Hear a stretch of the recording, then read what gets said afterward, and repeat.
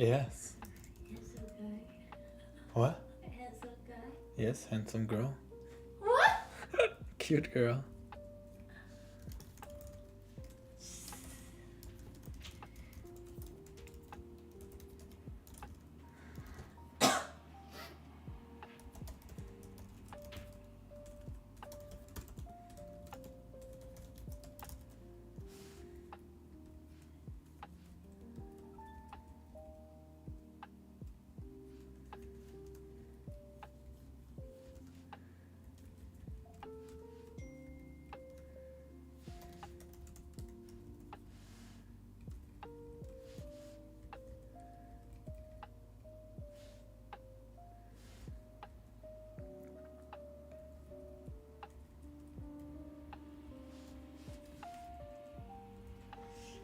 I wonder if today you are gonna do the project, right? Your project. Mm-hmm.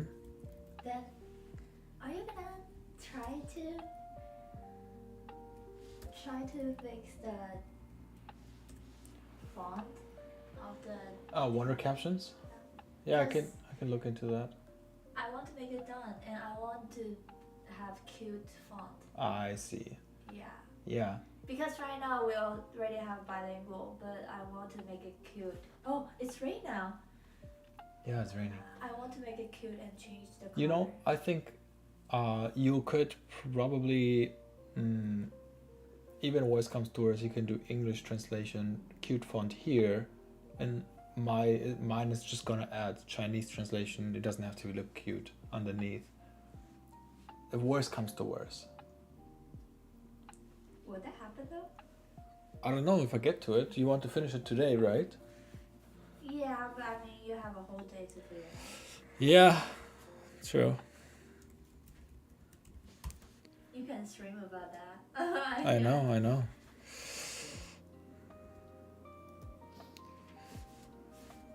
Thank you. Bokachi. I'm not in a rush. I can upload this tomorrow too. Okay, sounds good. Sunday. Yeah, so my need is the color and the font. Mm-hmm. Thank you. Bokachi.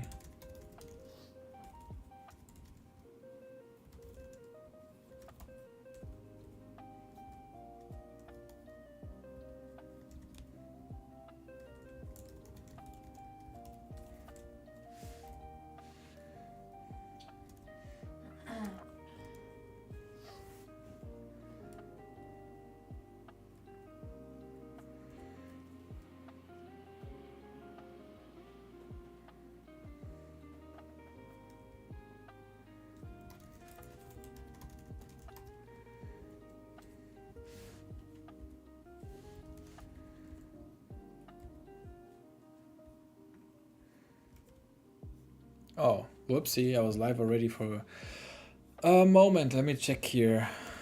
Huh? I was just like so focused on I'm already live for like 5 minutes or so. Really? Yeah. I want to check if it's working properly now. Let me see. Okay, Twitch sounds good. I was composing my tweet here and I didn't even realize I'm live.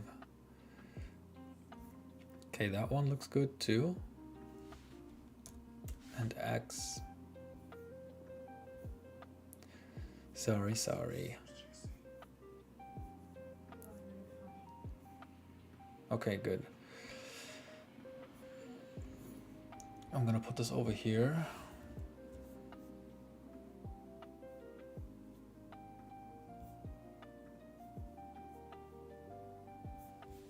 So today we are working on WishKit, Read Markdown, wondercaptions.com, and streaming it all here. Post.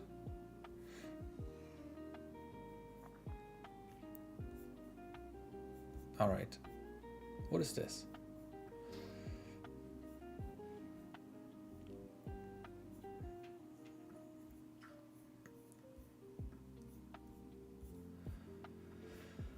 Okay, so this is what I've been working on yesterday. This is Read Markdown, a new version where you actually have a whole project tree, but the project is not mentioned up here. I think it should be the root directory.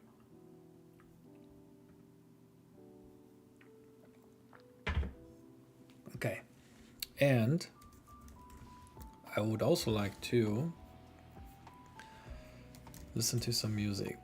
Let me download this one.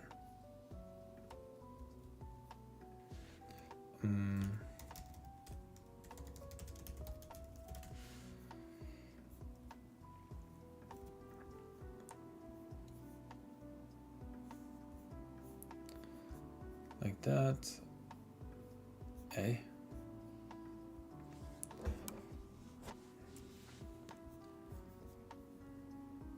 An error occurred.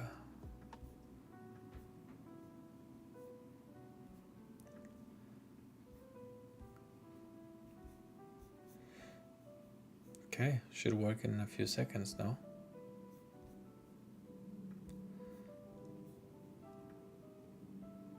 There we go. Waiting for permission, yes.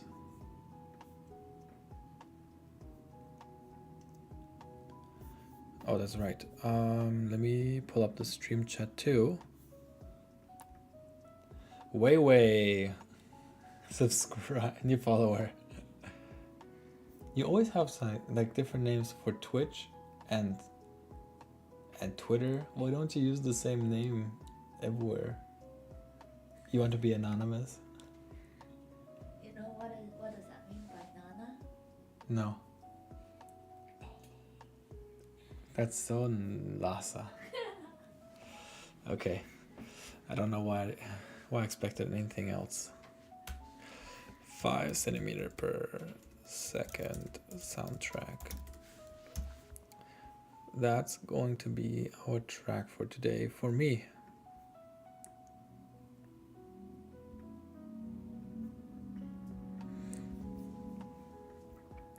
Okay, here. So I just introduced support for Claude. So you can use Read Markdown. I really need to change the name. Read Markdown to use Codex and Claude now. And right now I'm working on introducing an actual file tree compared to what you would currently get is just Markdown inside a directory, right? All Markdown files in one directory. Instead of that, I want to support all the kind of files because you might be working on, multiple files in your project, and I want you to be able to see it, and ultimately going to like between viewing like that, editing, and diff, like 3 tabs, so you can see the difference. When Codex does changes, I want you to be able to see the difference.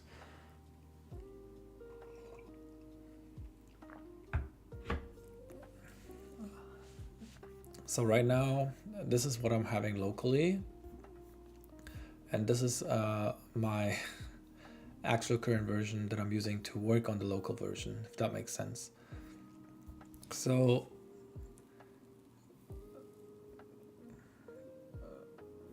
okay, we did the code base optimization, fix one correctness bug in sidebar with reader.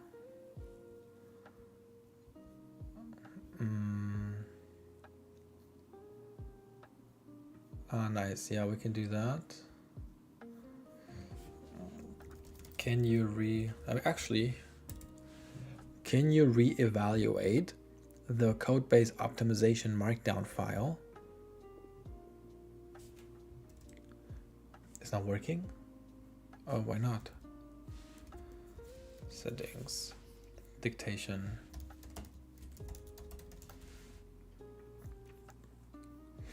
Why not?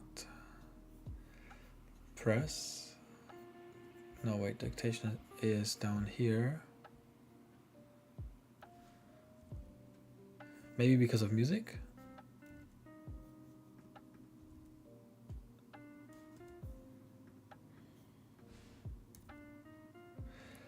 can you reevaluate the codebase optimization markdown file,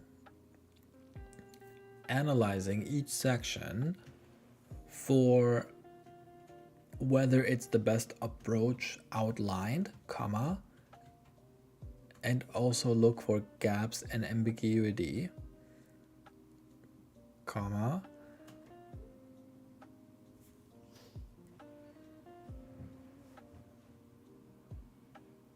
ask questions if you need any clarification, comma, however you made these optimization suggestions, so I'm not sure why there would be any questions in the first place. Send. And then, because right now we committed everything, so we can't lose anything if we do anything, if we mess anything up.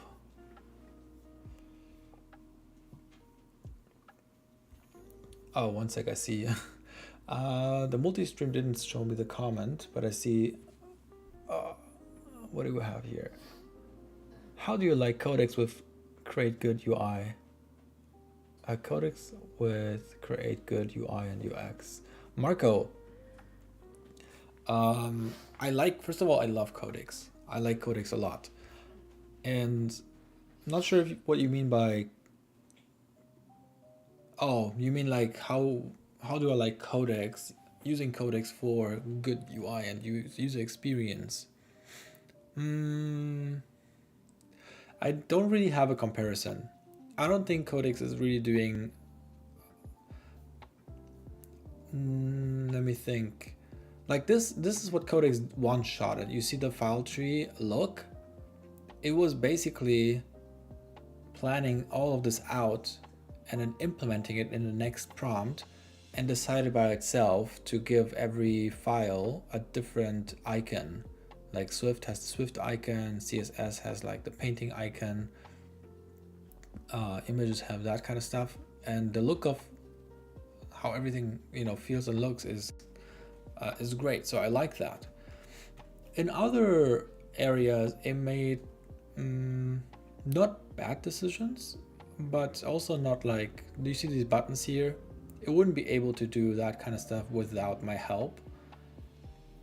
So it's like a give and take. I have to check against Claude, because I heard that Claude is better for UI and UX, to come up with like nice UI and UX, and we can try that. So it's hard for me to tell if I don't have anything to compare against to, right?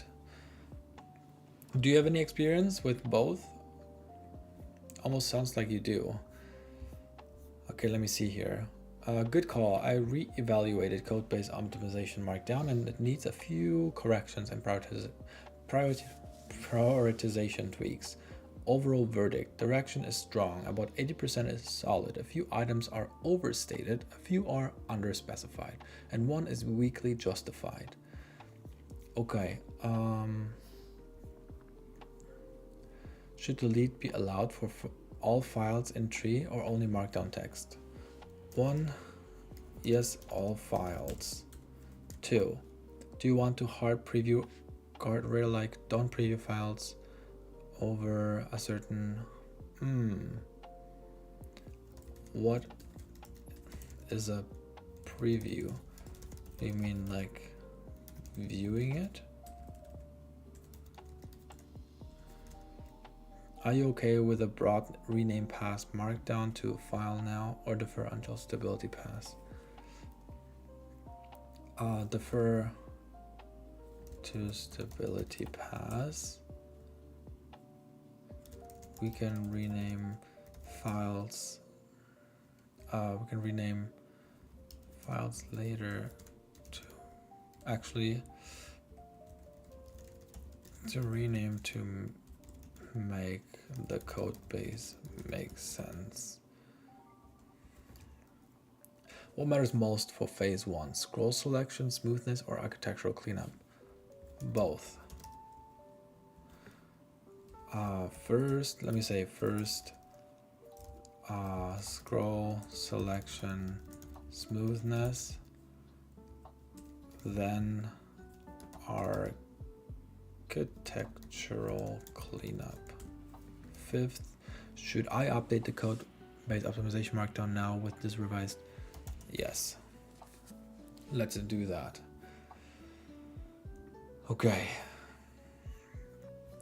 See?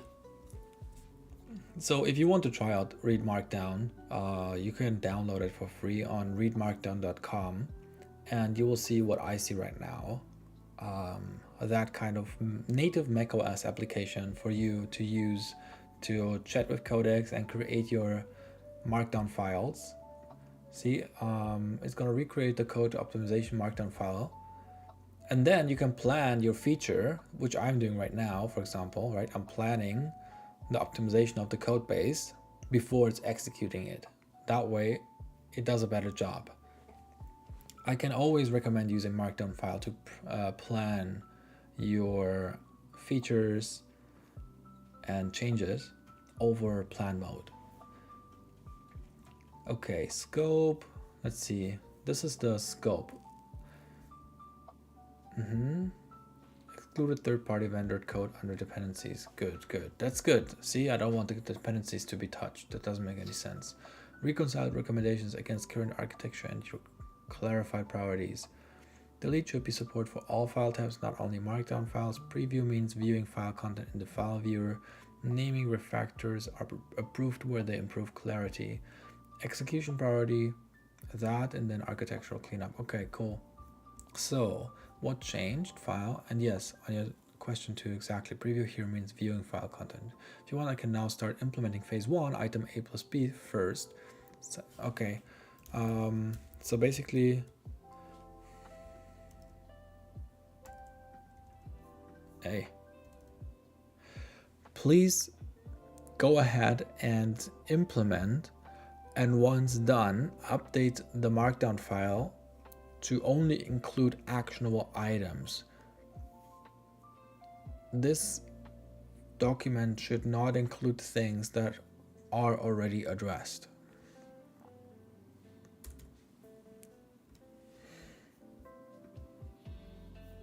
There you go. So while he's working on this, I can quit that one and we can work on something else in parallel. So we got our, that's our backend.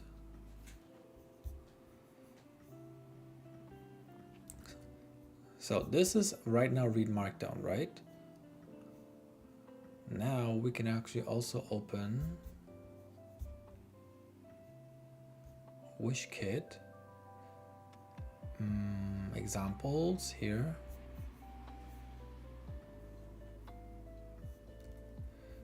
And we can open a new window of read markdown.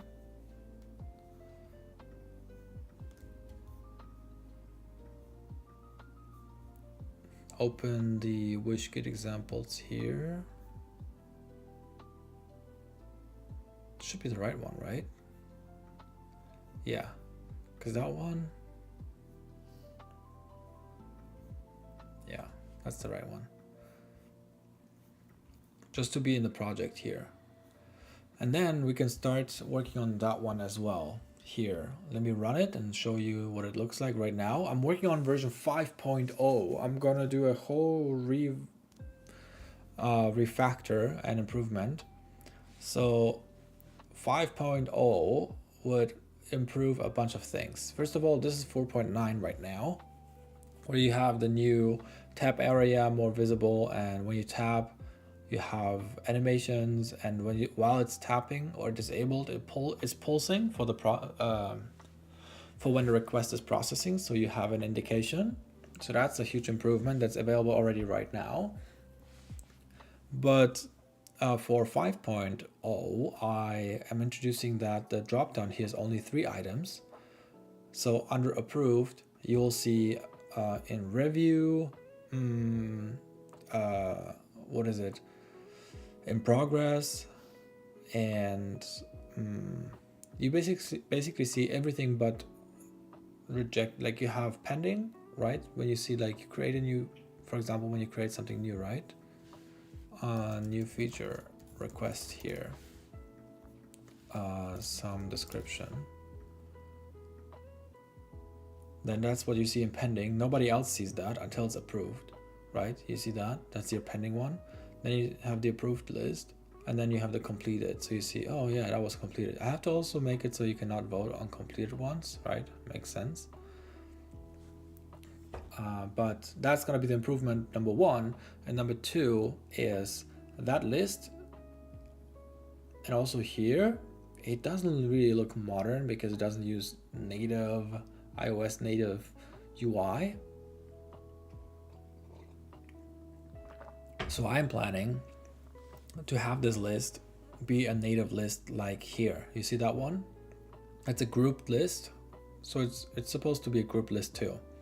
And the border radius and all of that stuff should all be native, you know? Cool. Let me see how this guy is doing here. I did not run full build test pet. Okay, fix sidebar width, change handling, remove dual selected file source. Okay, and did you also update, rewrote the code optimization markdown to include only remaining actionable items, removed already addressed items, phase 1 and AB from the plan, kept your priority order, smoothness first, architecture cleanup second. So now we can run it and see if it worked. Okay, at least it's still compiling. That's great. And now, what is this? Where are we here? Let's go to read markdown and see how that looks like.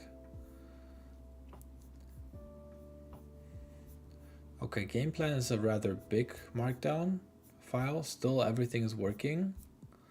Let me see what changes were introduced. A few. It's removing the selected markdown file model. It's putting it into there. It's grabbing it from selected file binding. Why? Oh, I see. Okay, that's not a passed through. It's just doing that.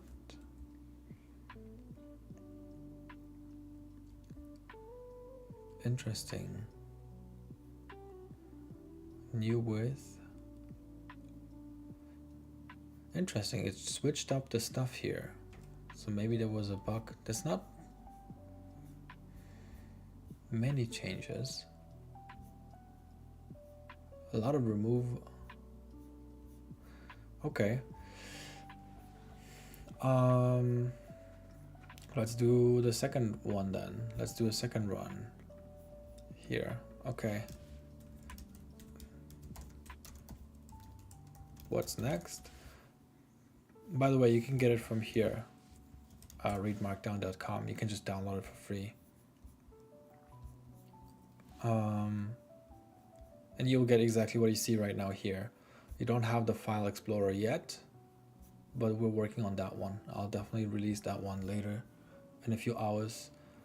It will just be available for download.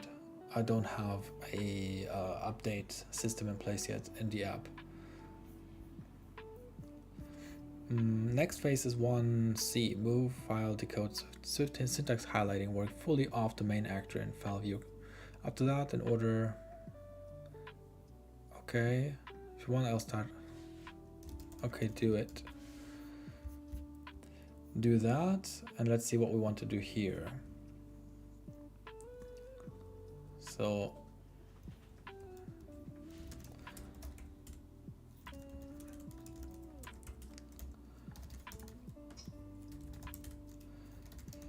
what's the difference? That's right. We just introduced that drop down.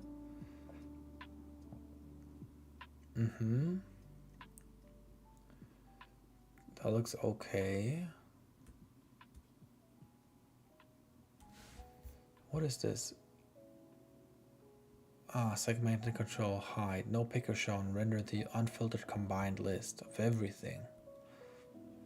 I don't know if you want to have that option.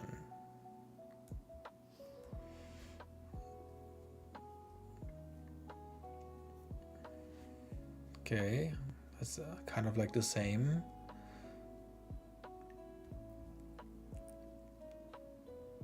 here we do the same thing again. Almost feels like we are looping. Oh, what I also want to do for now we are in testing area. What I also want to do is for 5.0, I want to separate macOS here. This is the SDK, right? If we check sources, you can see that for Swift UI we have wishlist view iOS, right?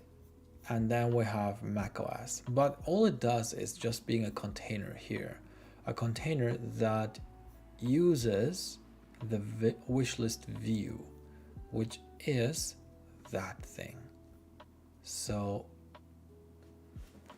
that one works for OS and visionOS, and this one is the iOS version. And I want to make it more clear. I want to really have an iOS version, a macOS version, a visionOS version, and even if I have to copy and paste, I want to be able to address every platform separately in terms of view, simply because there are some quirks. You know, on macOS things look differently and work a little bit differently than on iOS, than on visionOS, and having it all using the same view and just like adjust within the lines makes it a little bit harder to improve. Okay, how far are we here now? What changed? Okay, I changed something again. Still compiling, which is great. I feel like... Okay, that's a huge markdown file, no worries. This one is a small one, it should actually load faster.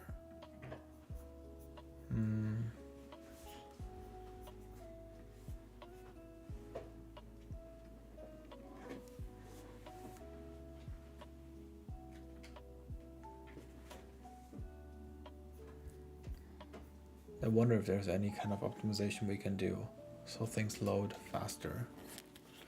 But it's still good enough for now.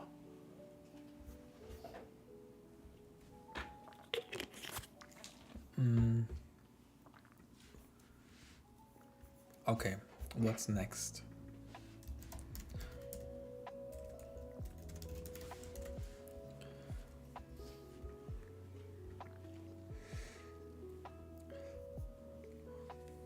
Next, yeah. Scans run off main threads, stale scans are cancelled, rapid watcher events don't trigger back-to-back full rescans.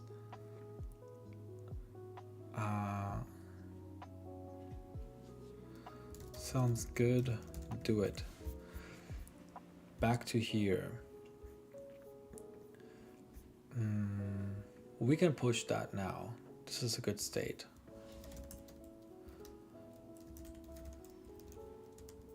Git add sources, git add tests. You know you can do git status -- short, and then you see all your changes like that, and additions. I still like that better, the longer version, but it's interesting. Git commit. Filter now only shows 3 options: pending, approved, completed.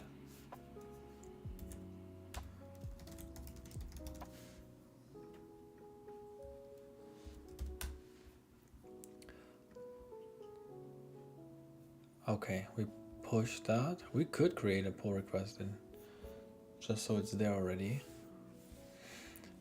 No, this is WishKit 5.0. And then here, summary. We would do that.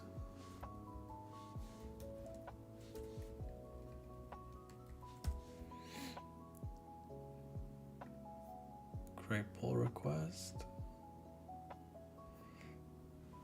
And it should be work in progress.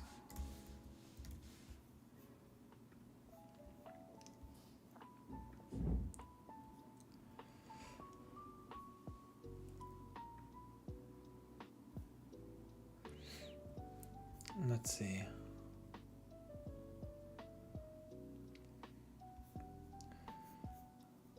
Sounds good.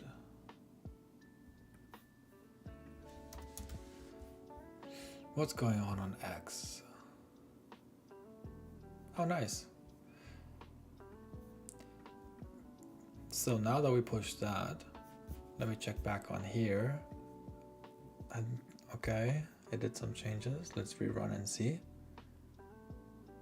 Hey, Wati. Not X. Call its original name. Oh, you mean Twitter?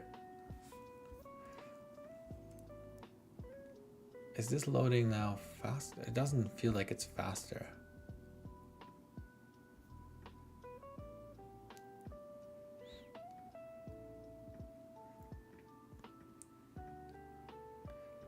Well, at least, I mean, if there's optimizations made, we can always optimize it afterwards more.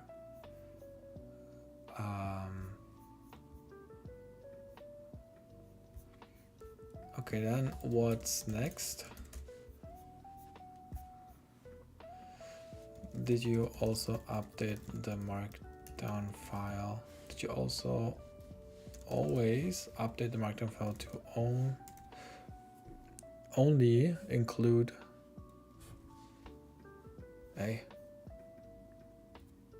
only include actionable items after you are done implementing some ?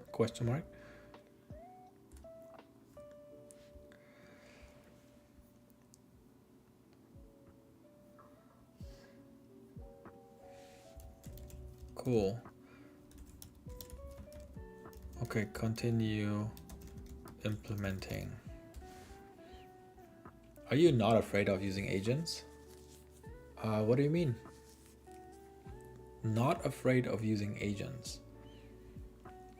I'm not entirely sure what you mean by agents or what is meant by agents. Whenever someone says agents, I feel like it means like autonomously kicked off little AIs working for you in the background.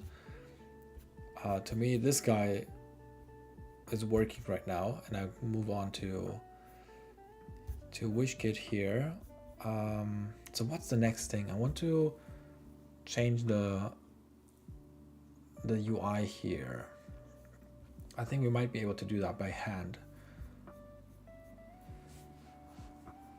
Let's check. Actually, maybe we can do a refactor. Oof, that could be a big thing. Let me see if it's still working. Can you please read all your Swift coding skill guidelines, comma, all of it, comma, and then create a project optimization markdown file outlining in great detail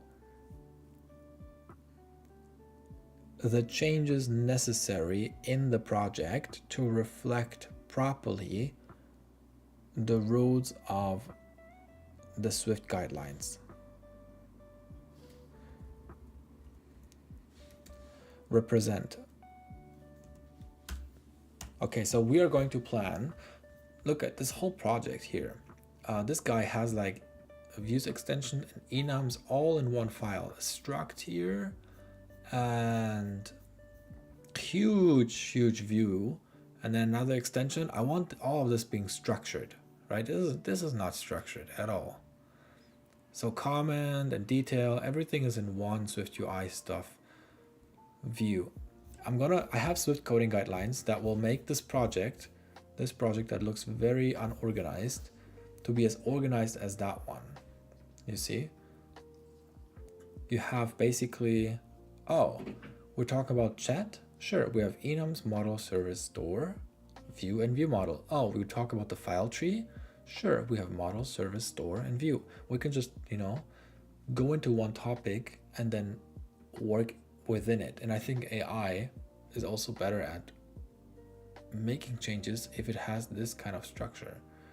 We're kind of losing sight of the real development.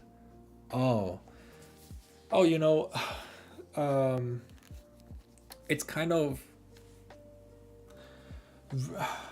There's funny enough, I don't care about the terms, but Stay Pete or Peter, who built OpenClaw, he said there's a difference between vibe coding and agentic engineering. If you have a good amount of coding knowledge and you understand how to code yourself, the entire system, and how to structure files properly and all that good stuff, then you can use AI to really facilitate your output. And in the end, it's just a tool. It's here to stay. It's gonna be what we're going to use in the future. You cannot avoid it.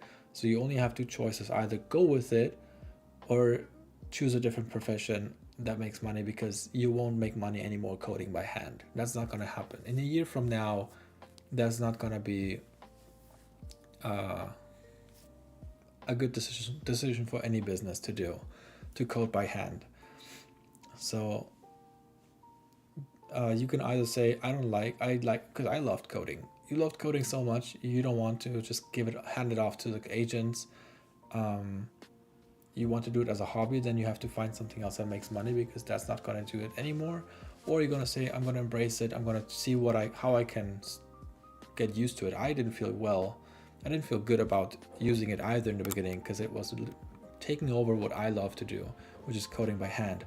But the more I used it, the more I found fun in actually creating projects. It's still coding, I found fun into creating skills for the agent, so it writes the code the way I would have written it.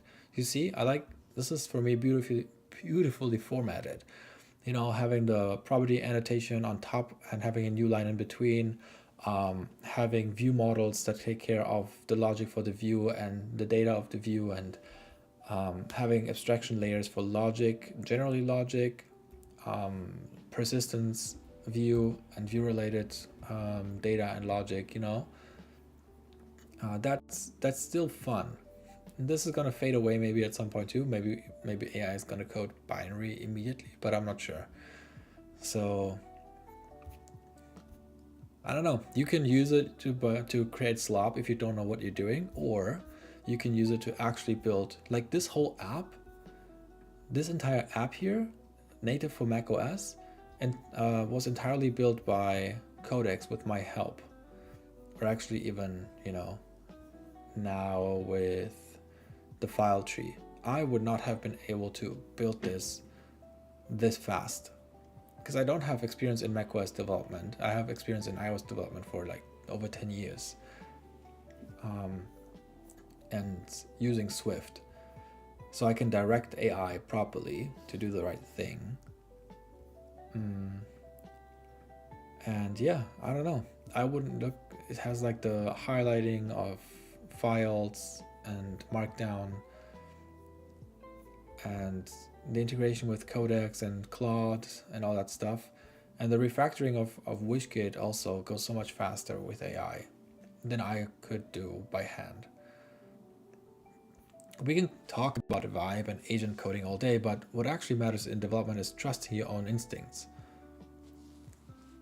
When you say trusting your own instincts, what do you mean by that? Because I'm not handing off the job to AI and just say, do it, right?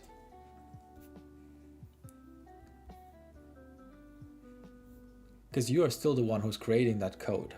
You still are the one who is reviewing the output of the AI, saying this is good or this is bad. It's basically you are writing the code, but just 10 times faster. And you can still review it and say like, okay, this is how I would have written it. Let's merge it. Trust your own experience. Yeah, of course. That's what I'm saying. You can, if you have your own experience, then you can use AI to really be improving your output, and actually even iron out your weaknesses, because AI might catch stuff that I wouldn't have thought of, like bugs and edge cases. If I just ask AI, do you see any edge cases? And it tells me like 5 edge cases. 4 of them are like made up, but 1 of them is reasonable. Then you and your experience can say, the first 4 are like whatever, but the last one actually is reasonable. I didn't think of that. Great, let's address that. That's a plus. That's a win. right? Okay, so this one now created a Swift guideline optimization plan. Okay, then can you reevaluate the optimization plan, analyzing each section if it is the best approach possible, comma, and if it has any gaps, comma, and if so, correct and update the guideline, the file accordingly, and ask file accordingly and ask questions if you need any clarification. Period. I feel like we're fooling ourselves about our productivity. I don't know, man. I think it depends how you use it, because I have yet another project. Look, Wonder Captions. This is another project that I've worked on. This one. You know what this one has? This project is bundling Whisper to transcribe English into text, which is a C++ framework. It introduces that into this project. It bundles FFmpeg, I think, to manipulate video and burn subtitles into that video. It bundles that into this project, writes Objective-C and Swift alongside it to bridge stuff, right?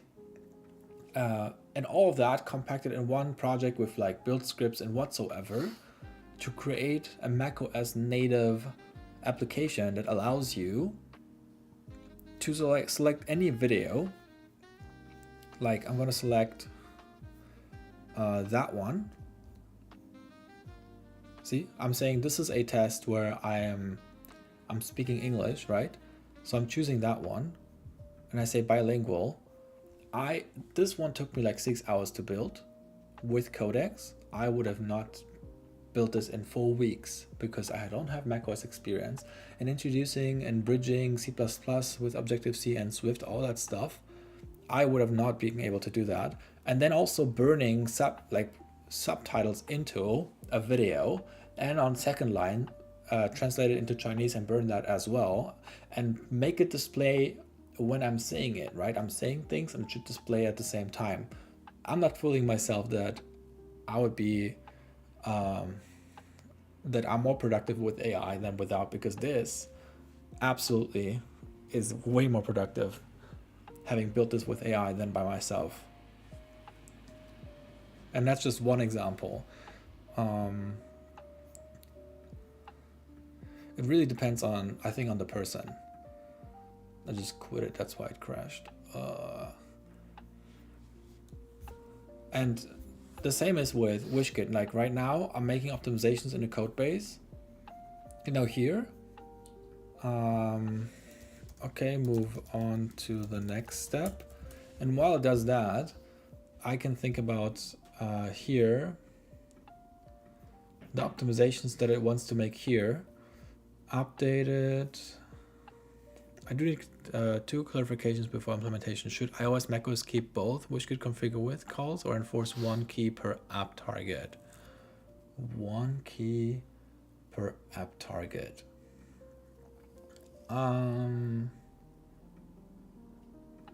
Yeah, I think it should be. Do you want strict identical architecture? Oh, yeah. Can you actually? Would that make sense to separate it? Maybe we'll just keep it together.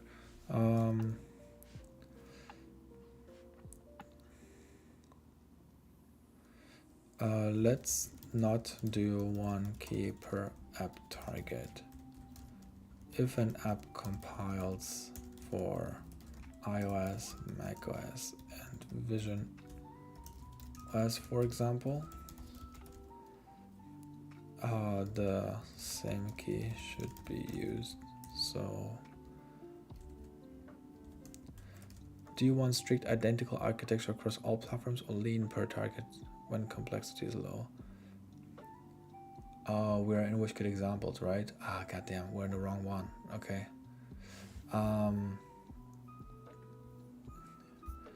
We're here. I miss developing without AI. I totally feel you. I don't deny that whatsoever. I miss it too. I miss it just to sit down and code and read docs and figure things out and talk to people and have little success feelings of getting things to work. It's a real craft that is now going extinct in the way it used to be. I miss it too. And I'm sad that it's fading away. At the same time, I realize the reality is you cannot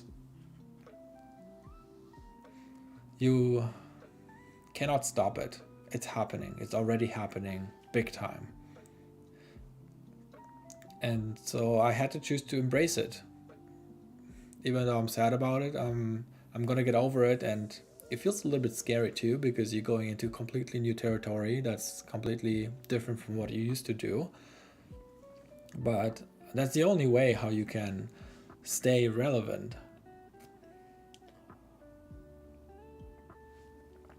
Plus, I'm actually hopeful. I'm hopeful that you can still code by hand as a hobby, and that becomes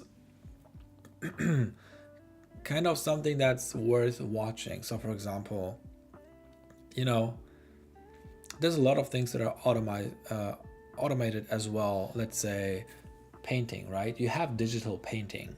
That's so much more efficient. And you have a digital and it's scanned basically already, and you can scale it and modify it as you go. But painting on a canvas is less efficient.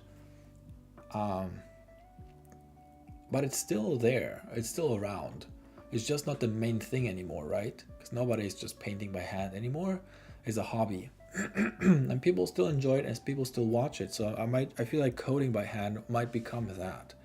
Where you're like, oh, like in 10 years, for example, nobody knows how to code by hand anymore.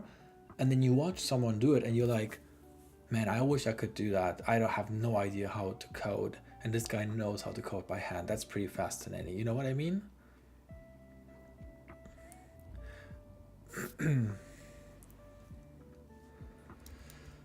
All right, let's go into the right project actually, which is this one. New chat.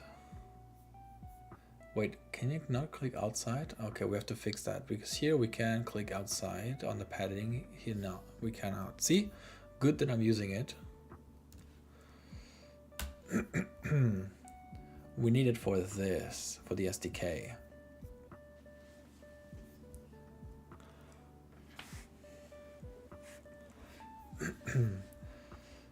So, completed the next step.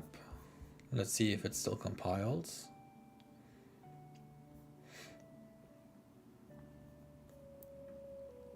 Yep. Package resolved. Oh, look at this. What is happening here? Oh, that's just HTML. Okay. See, I cannot tap on that one.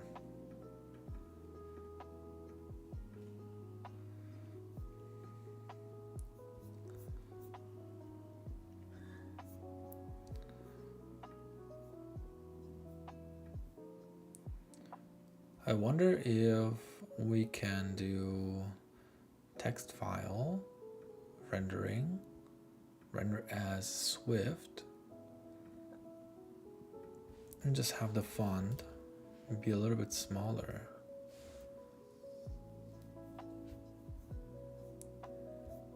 Maybe it's body right now. Actually, never mind. We'll just keep it for that way right now.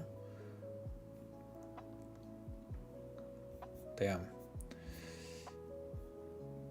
project settings. Maybe you are right, but I hope we can find a balance. I agree. I think, how things, I hope I'm right, but who knows? We are literally at the pinnacle of a roller coaster, not knowing where it's gonna go. And I think how the things go usually with everything that's hyped is we are overusing it, and then we're pulling back and finding our balance. So, it's very easy to create slop with AI. And AI is very confident to tell you lies too. Like, oh yeah, I fixed the bug. And you're like, okay, cool, you did it. I have no idea of coding, but cool, let's push it. And then there's bugs in production.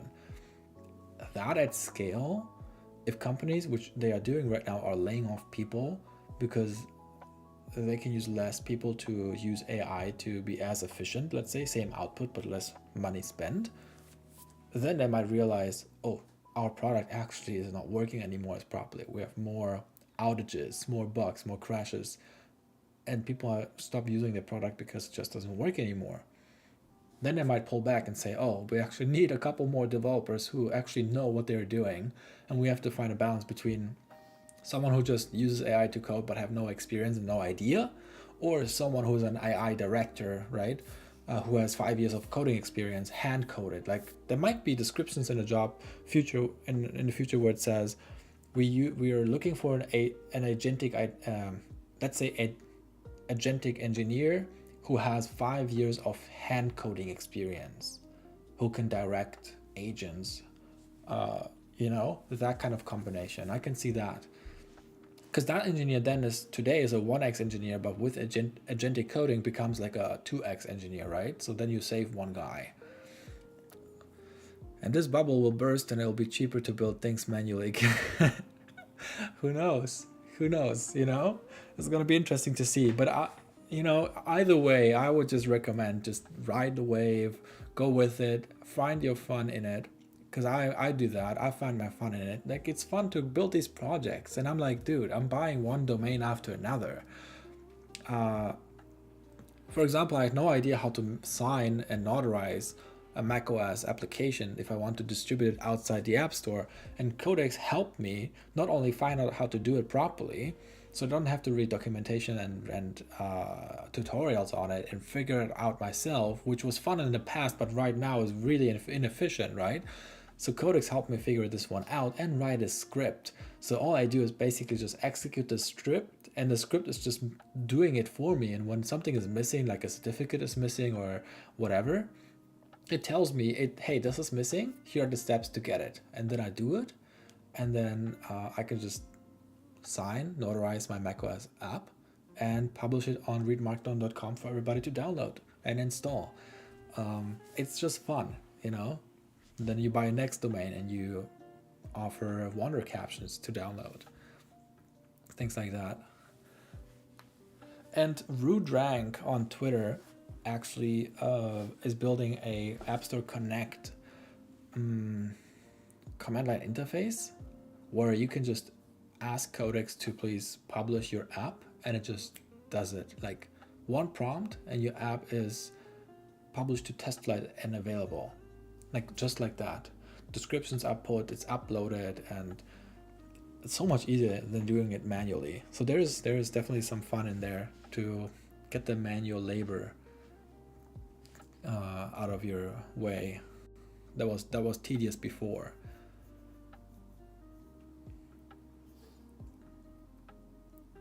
See, that one is loading somewhat. I wonder if we must have some kind of optimization opportunities, because it definitely takes some while to. I want line numbers too for Swift. It's fast for like 5 lines of formatting, right? Barely see the spinner, but here you see it for like 1/10 of a second. It's not bad. This one even more. Yeah, it's not like you're waiting for it.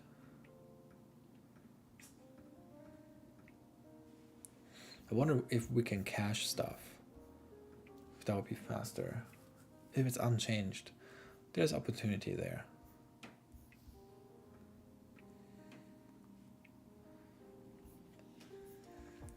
Okay, what did we do?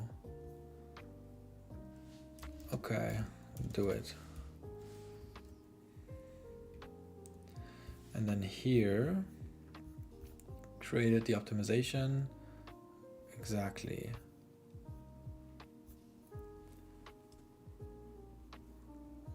So did this. High impact, low risk. Split multi-type files that violate one type per file. Guidance, yes. Extract shared location state into a single. Yeah, okay. Let's do P0, please.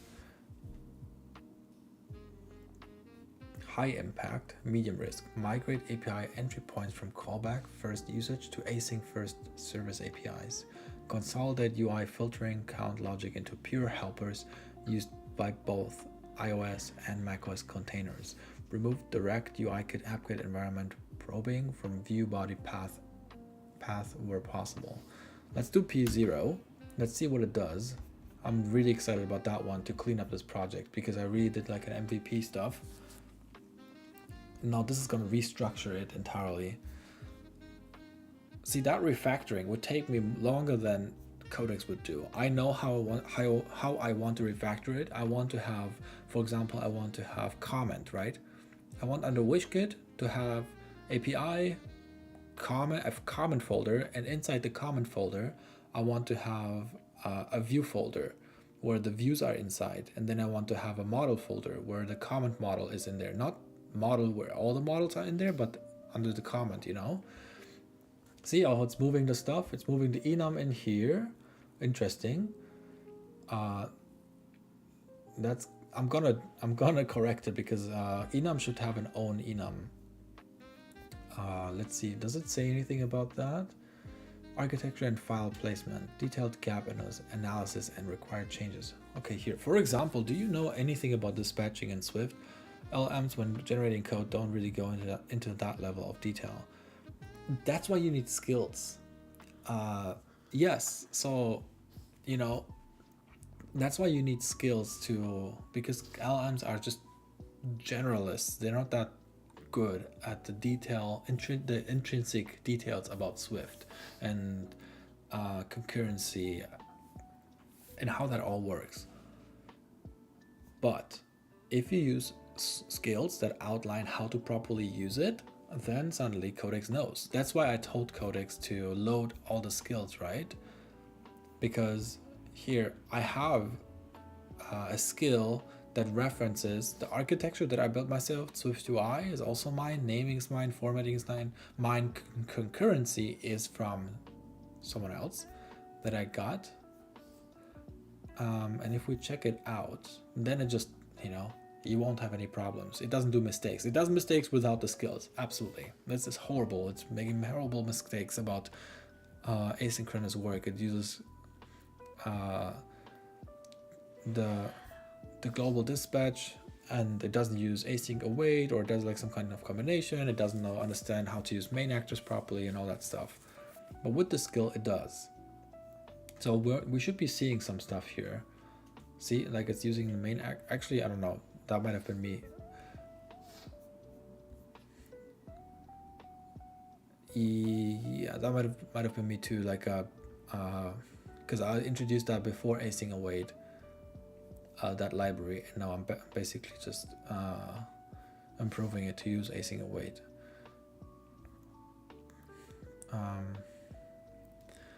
But this one is a callback based API. This should have, oh, I see, I didn't introduce any async await. We can improve that one too very easily. Because here, see, there's an async send method. Then we don't need the completion handler like that.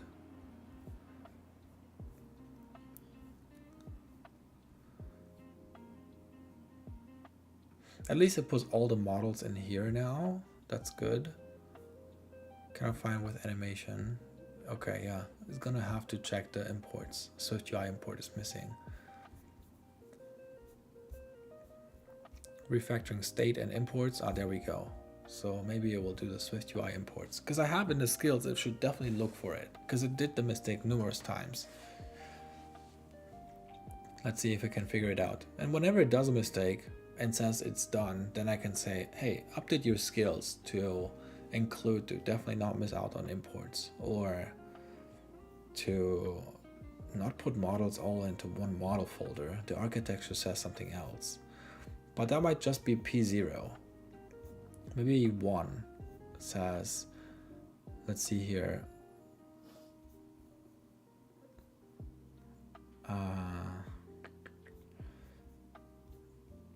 View orchestration.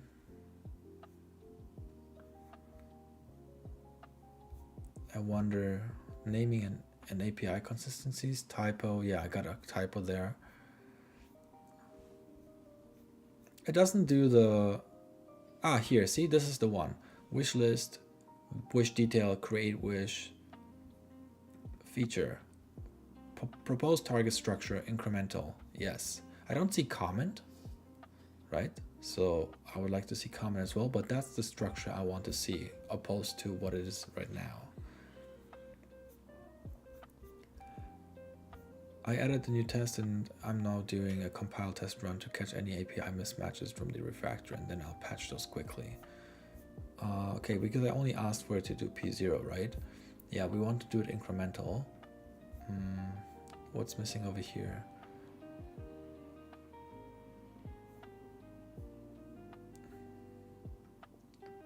Interesting.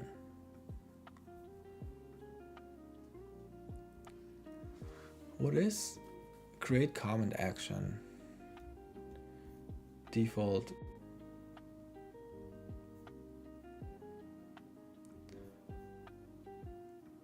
That it would do that.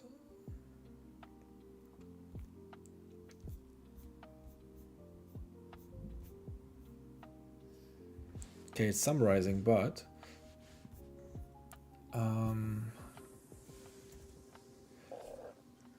does any of the skill outline that you should definitely and always check that all imports are made? Question mark. Needed.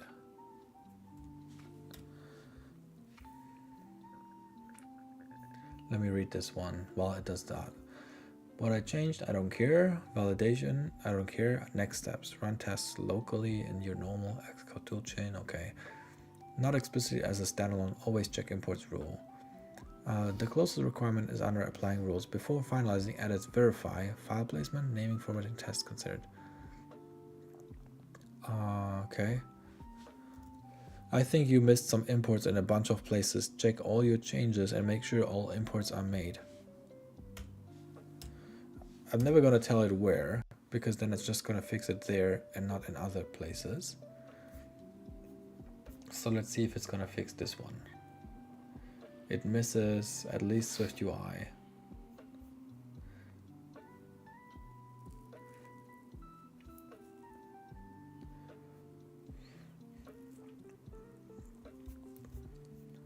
You're right, I found concrete missing imports in the new view model files. I'm patching them now. There we go. Are we using combine? Published. Observable object. Because it's just observable now. Right. Well, cool. Let me get that one. I am getting in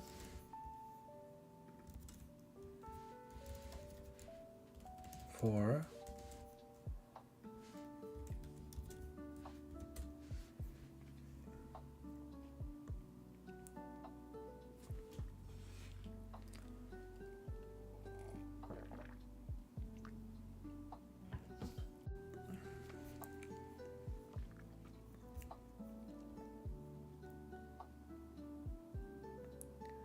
covariance of restriction. I just needed to use the name instead. Okay, once it's done, let me see if it still works as it should be.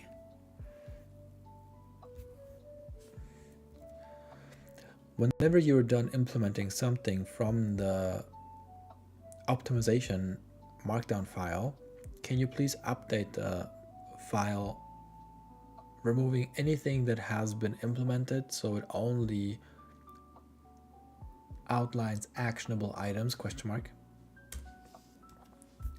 While it does that, we can run and see if it still works. That voting is still working.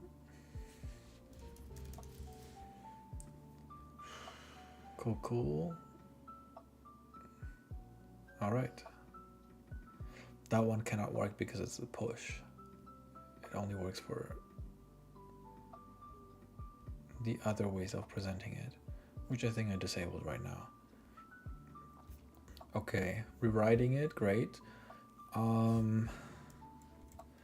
Does the file outline refactoring the architecture so it properly moves? Actually, how do I want to phrase it? I don't even know. Let me see.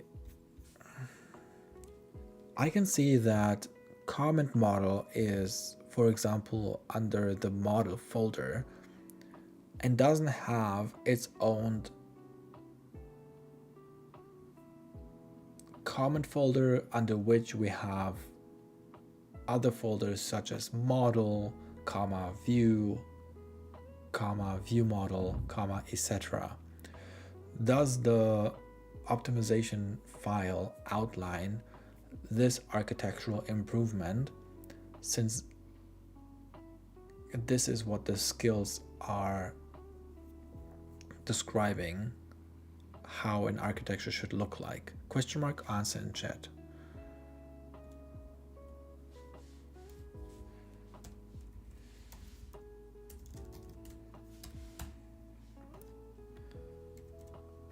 Okay.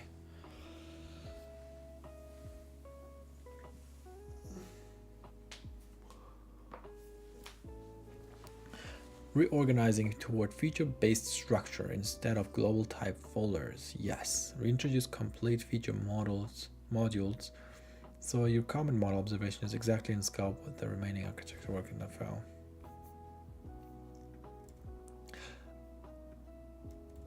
I don't see this file structure that I mentioned for comments though in the optimization file. Question. Whoops.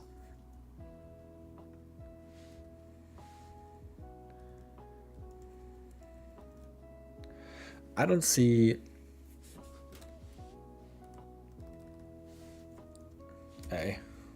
no. God damn it, what's happening? I don't see comments being represented in the feature first structure section.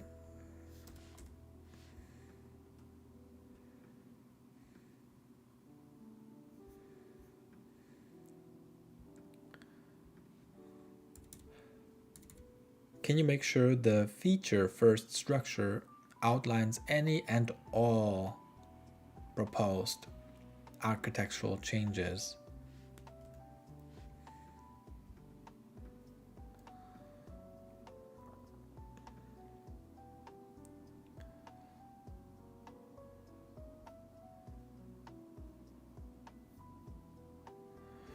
Yeah. Constantine, hey man, how are you? I'm good. Thanks for swinging by. How are you? How are things going on a Saturday? I'm working right now on refactoring WishKit SDK to be more cleaned up. Let's see, wish list, wish detail, create wish, shared. Model comment section.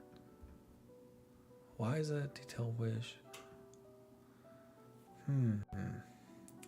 Quick question. I'm using Claude and I was wondering how can I use the same setup like you to instruct it to write an empty file without explicitly telling it every time to do it? Is there any workaround? I guess that is different than plan mode, right? I'm talking about the answer and empty file you are saying sometimes. Yeah, you can totally do that. You know how? On your project level, you just have an agents file. Look at this. You can put into agents file any kind of rule you want, and whenever you launch Claude, it will read that automatically without you saying it.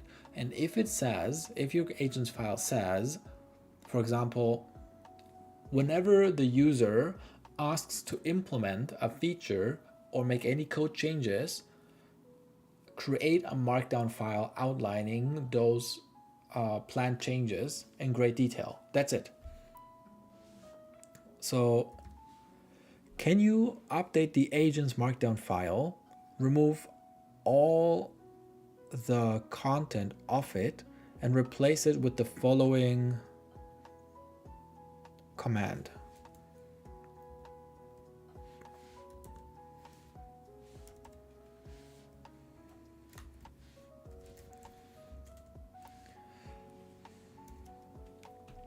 Whenever the user prompts you to implement a feature or update any code, instead of doing the changes and writing the code immediately, create a markdown file outlining in great detail your planned approach. And let the user know about it. Period. Never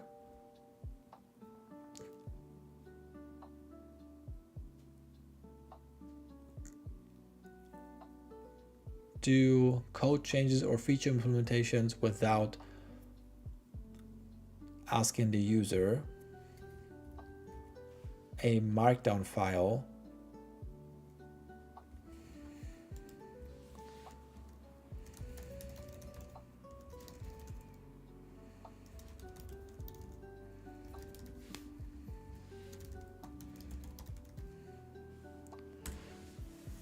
Let's do that. There we go.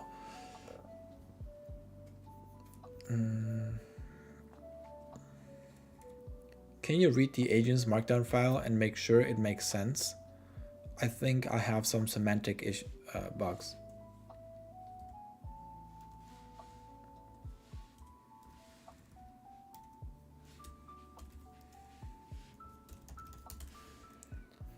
Whenever they use a prompt, the user, let's see if it can catch that and optimize it.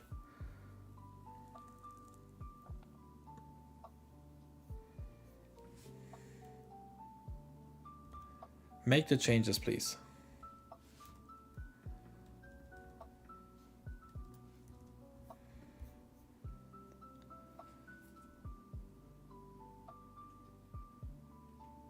Ah, see, so I made the change plan. Okay. So he didn't even do that without my approval. I said make the changes. It said, oh, I'm gonna make a markdown file first, dude, and I'm gonna wait for your approval. Now I approved it. Let's see if it's gonna do it, the change.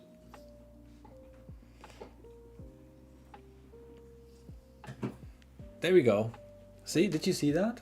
When do you want to have that lunch? In an hour? Whenever a user prompts you to implement a feature or update any code, do not make code changes immediately. First, create a markdown file that outlines your implementation plan in great detail and notify the user. Never implement features or modify code without first creating this outline file and asking the user for approval to proceed. So we can delete that one. We don't need that one anymore. Okay. Now back to our optimization plan. And you can use, I mean, you also asked, you can use the same setup. Are you on Mac OS? Because then you can literally just download this app for free.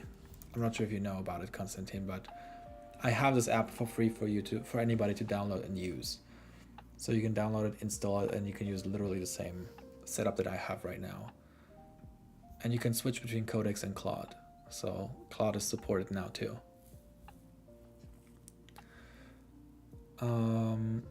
P0 structural baseline, so next is P1.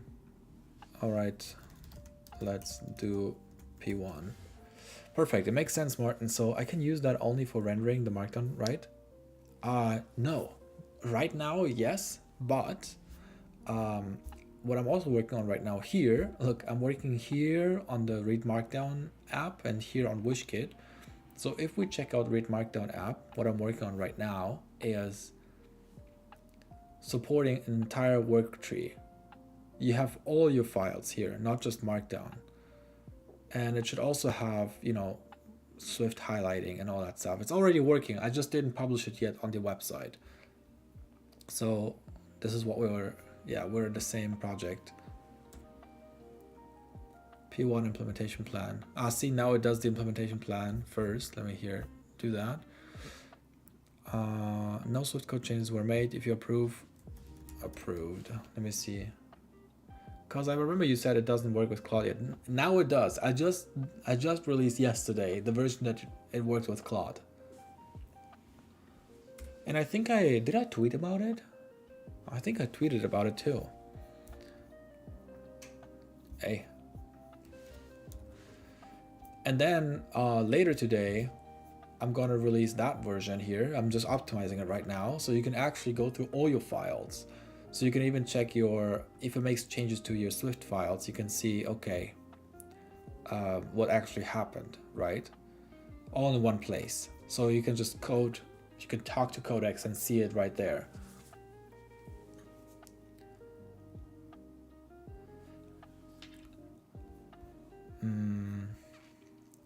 And what I want to do is in the future, I want to optimize it even more. I want to make it possible for you to have basically a segmented control up here. The first one is a view. It's just viewing like right now. You cannot edit it. The second one is edit if you want to actually edit the files yourself really quickly. And the last one is diff. So you can click on it and it's kind of like a git diff. I would probably use that one the most because I want in the files, I don't necessarily need to see how it is right now. I want to see the changes it was making. Like, okay, actually how it is right now might make sense too, but to see the diff. Yeah, hey, let me know, Constantine, if you're using it. I appreciate it. Don't feel like forced to do so, but if you do, also feel free to suggest features here, right? I have integrated WishKit right here, so you can if you're missing anything, I'm checking this one all the time to make sure that I can optimize it. Okay.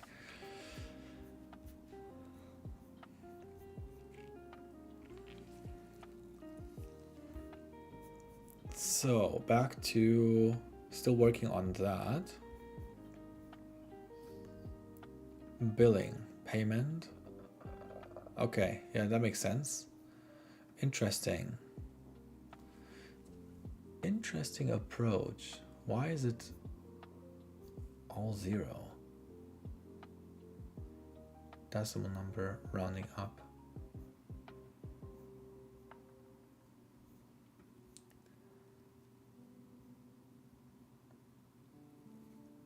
It doesn't even use anything.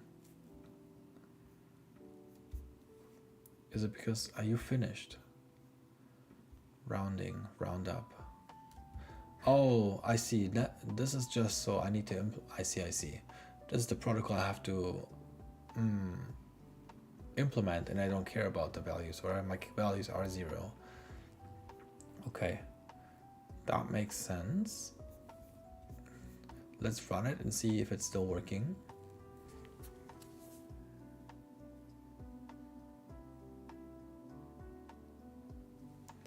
Let me see, my best friend just messaged me.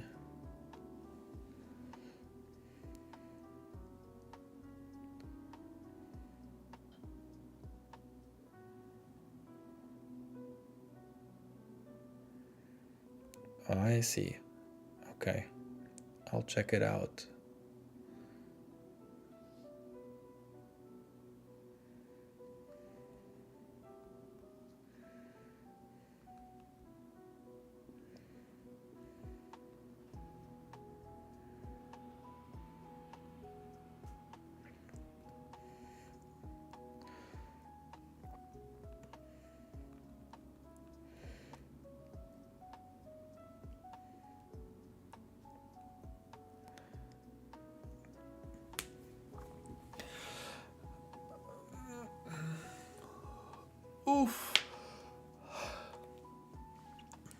Okay. Just had to respond really quick. Let me see here.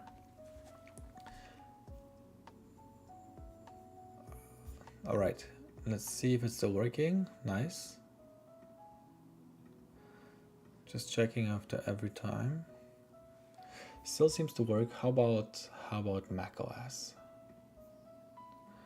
You know, the numbers here on iOS look fine, but on macOS I feel like they're a little bit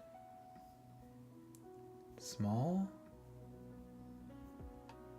Is it just me? They do look a little bit small to me. They could be bigger on macOS. Look how big they are here. Dan, hey, how's it going? What's up? Thanks for joining the stream. How's it going? Completed. Yeah, look, the numbers are a little bit too small. They could be bigger, but everything is still working. Detail view. Cannot send an empty comment. Voting up or down. Okay, cool.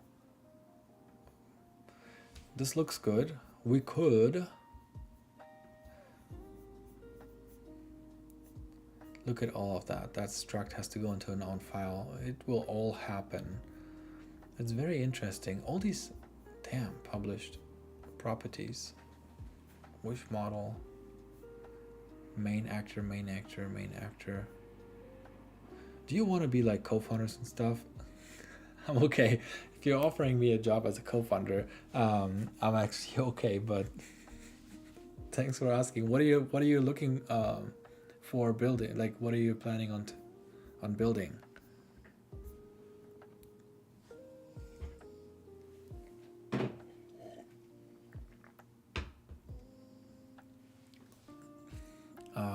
Let's see. We did a bunch of changes, so I think it's time to commit.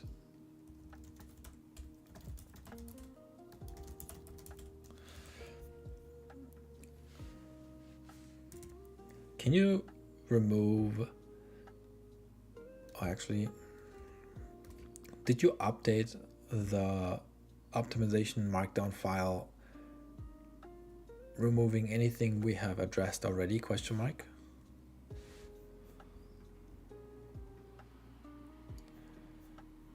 This one, I think we did, right? Yeah. So then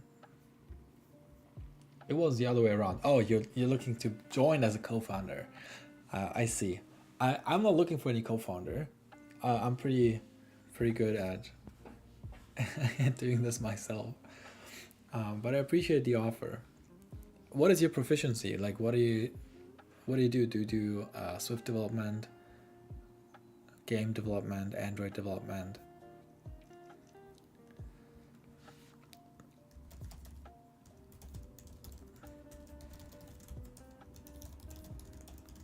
Feel free to delete.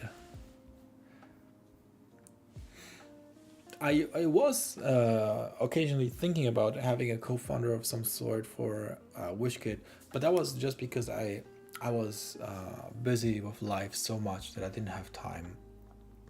But my life has changed to now being less busy and I have time again. And it was kind of like just a workaround thought, not really what I wanted.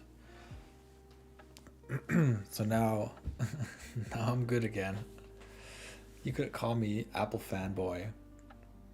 Same, you can call me Apple fanboy too.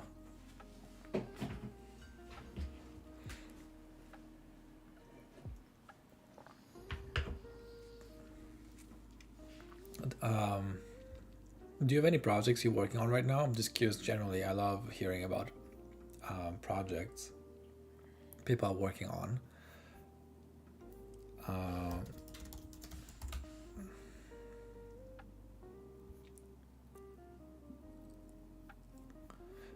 Reorganized folders incrementally toward feature-based structure. Yes. Preserving backwards. One note. I don't think we ever need to maintain backward compatibility.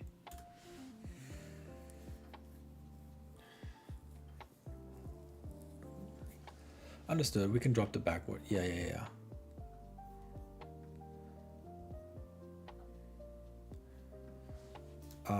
How about you update the current optimization plan instead?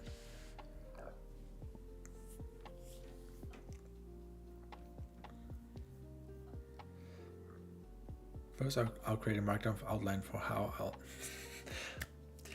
now it's gonna do. I'm gonna optimize this plan, but first let me show you the plan that I'm planning on doing to optimize the plan. God damn it! Approved, my boy. Approved. This is not code. This is markdown. Sure.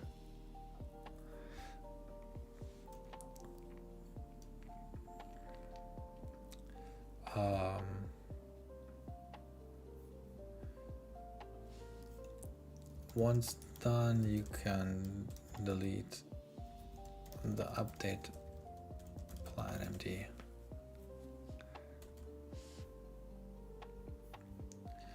Let's see here.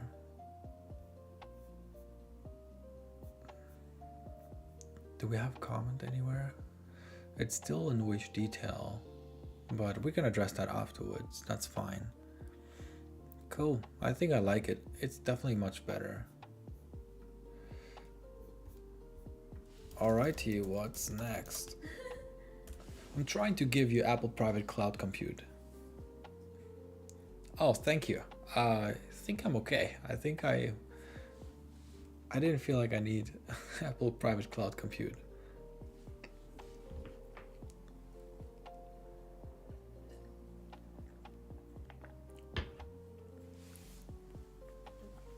$10x better than Codex. Apple Private Cloud Compute. I'm actually having fun using Codex this way right now. What the heck? Oh.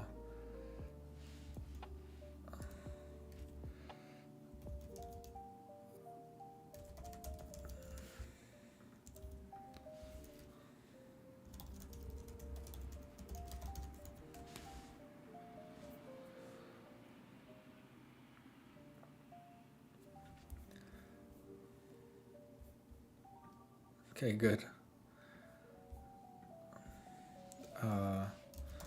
Implement the rest of the optimization markdown file now, because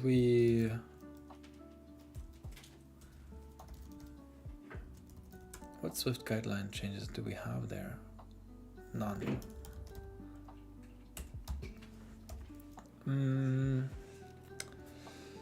I think, I don't know.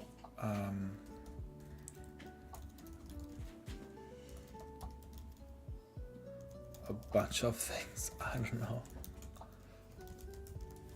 We did so much there. It's free, it's in the shortcut, and it made a command line interface.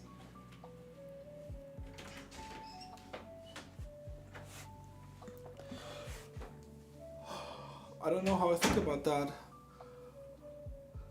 It's kind of like, if you added it to your app, you and I have to be co-founders. I'm the first to do it.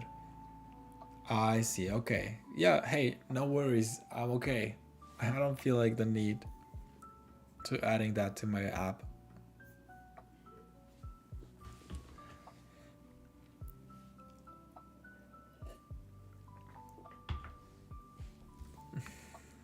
But I appreciate the hustle. You're trying to finding co-founders and getting your project. It's an iCloud link. Open it and open shortcuts. Yeah. Okay, Dan. I'm okay. All right. Let's see.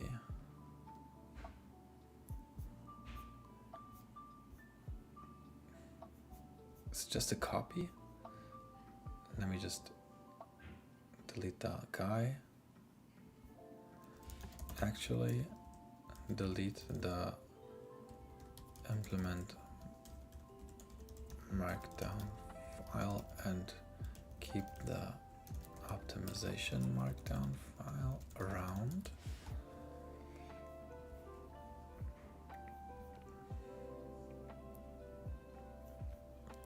Now go and implement the optimization plan. Konstantin, if you are still around, did you see? You might have to tweak the agent file for these edge cases where it always creates a markdown file, even though you are prompting it to do something like, you know, hey, go implement the optimization, and it says, oh, I'm gonna create a markdown file outlining how I'm gonna implement the markdown file, and if you approve it, then I'll do it.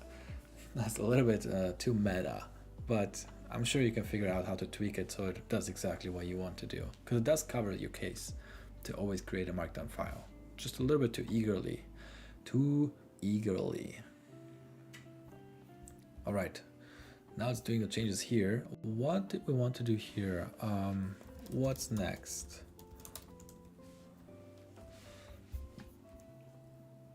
Let's run it.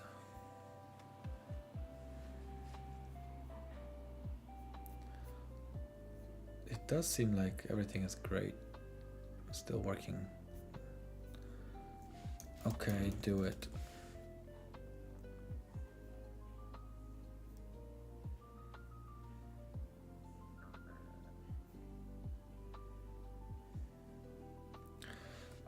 As a note, we never need to be backward compatible. Update the optimization markdown file accordingly.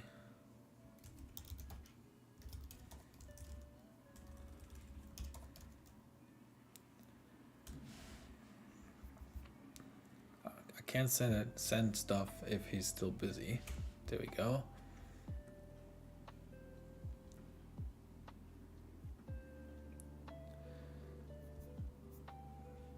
Let's see here. Considering renaming enum file, sure. Is it gonna move stuff now around? I would like to see that happening.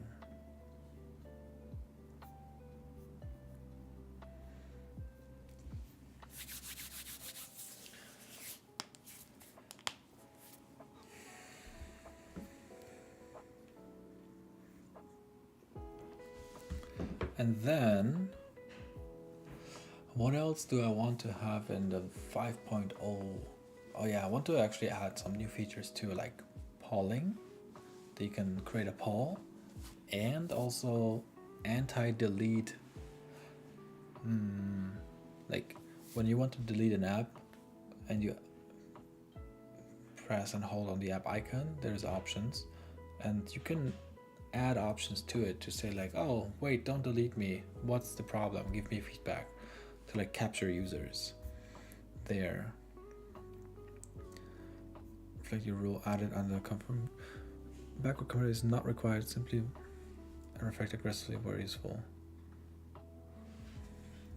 Sounds good. Go implement the rest of the optimization plan. Don't forget to update it, leaving only actionable items in there, if any. So let's do aggressively.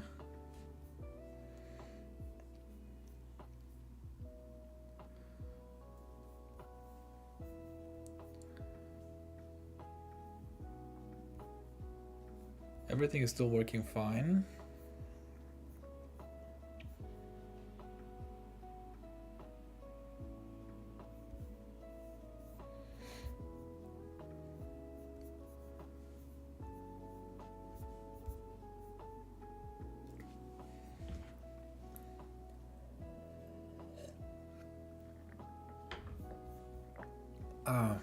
What's going on X?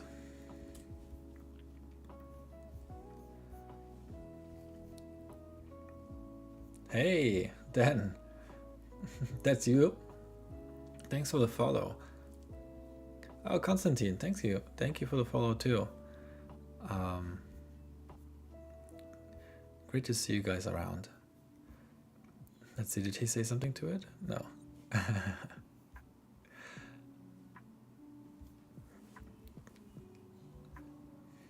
We need to optimize how we are displaying the chat too, because right now this one says that I'm going to, but it does, you know, here it pulls like because it's thinking, but here it seems like he's done, but he's not, right? There's no differentiation between when he's done and when he's like stating something. I want to make,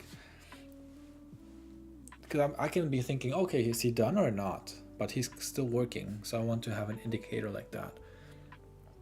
I have to optimize that case.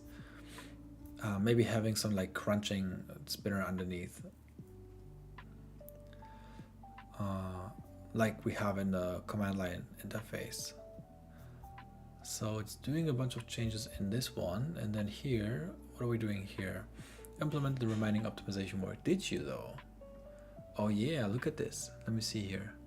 Feature, wish list, wish detail. Okay, awesome. Let me see. I'll check my DMs later. I can check my DMs later, man.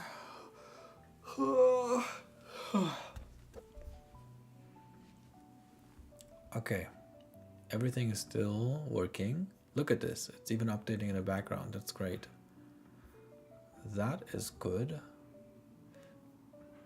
And then for iOS, but this one is still not having its own enum file, and this one doesn't have its own enum file. File, the struct, and this one doesn't.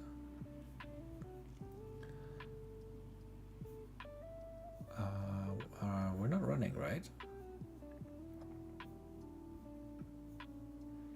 Oh, it's on Mac. No, that's not what we wanted.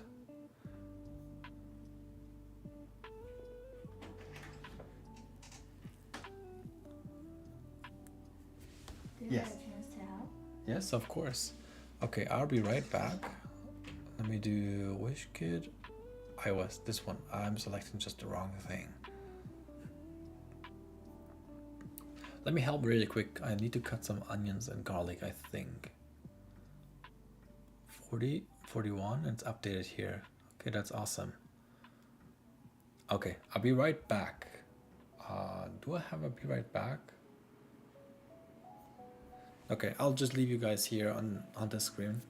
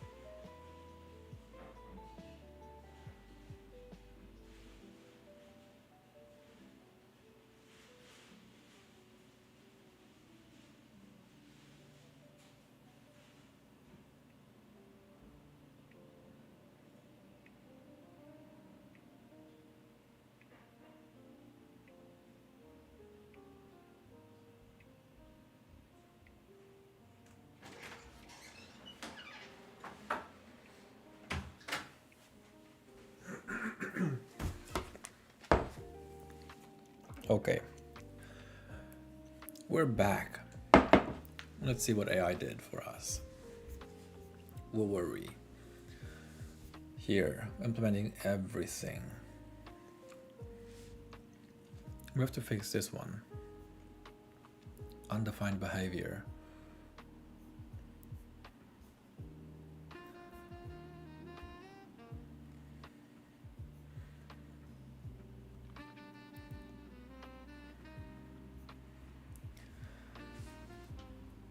Let's see here. Primary detail content, app detail view. Okay, that's better. Because earlier it had markdown or file viewer, file tree view, selective file binding.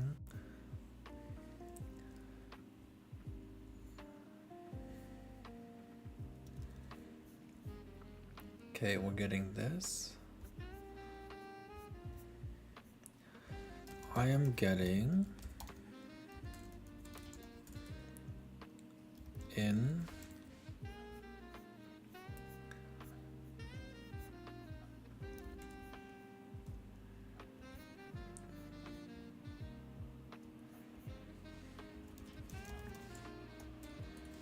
for, where is it? For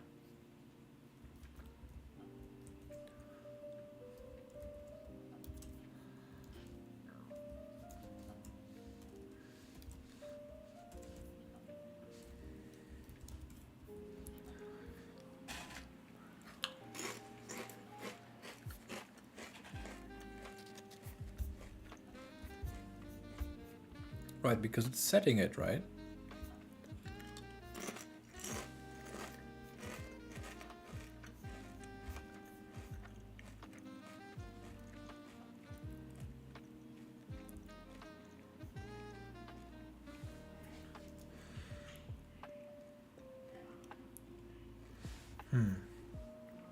I wonder if we can make the right choices here to fix it properly.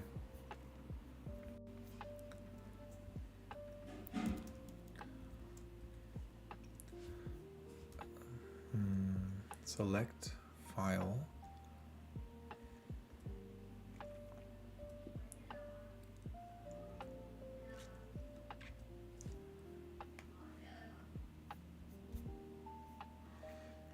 Makes sense with the current binding path. I fix it by deferring the list selection right to the next main actor run in policy steering. Is that really? I don't know if that sounds good. Changed. What changed in code? Now does set select synchronously. Still the warning after sent me the new stack.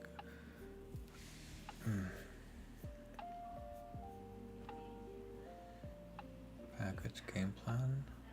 I don't see it anymore.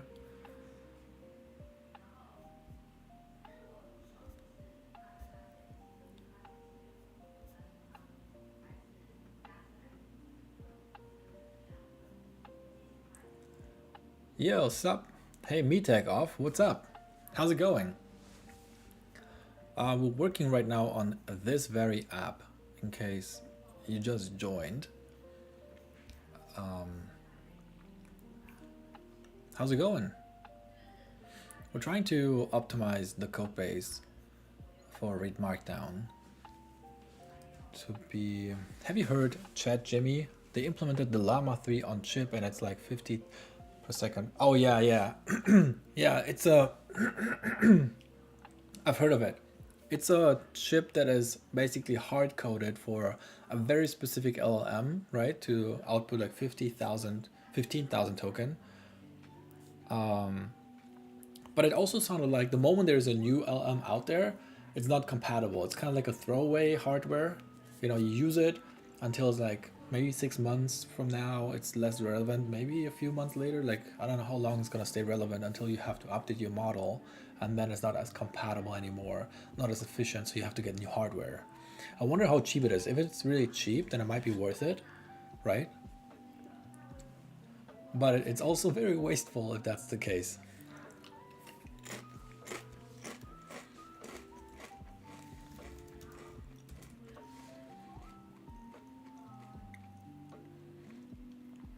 Okay.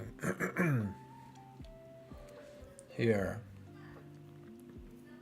Let me check that. What do you think of this Swift code?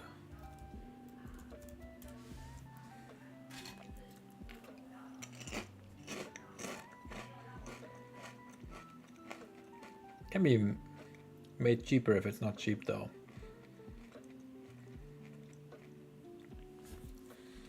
Can be made cheaper if it's not cheap.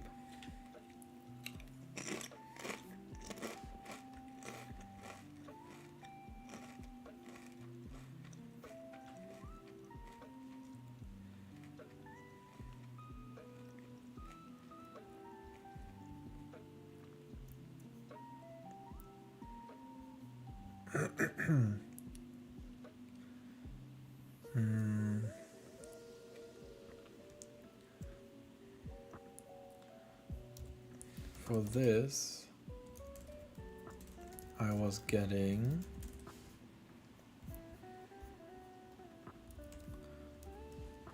any better ideas? It can be feature of running AI, maybe.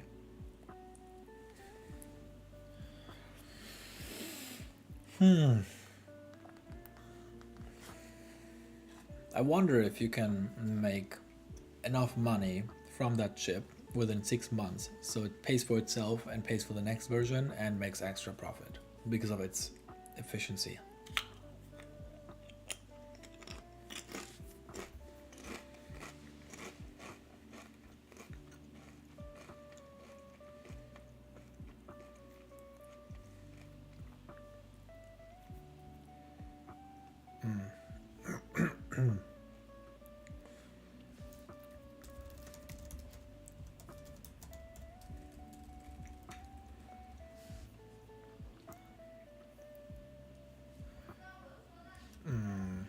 Can you put your finding into a markdown file for me? Where are we? Sources. Oh, we are in WishKit. With explanation, but only what's true and verifiable truth. No hallucination. Hallucination. Okay. So right now this Codex session, this one implemented a workaround that I am not a fan of. Where is it? Task. This one. No, not this one.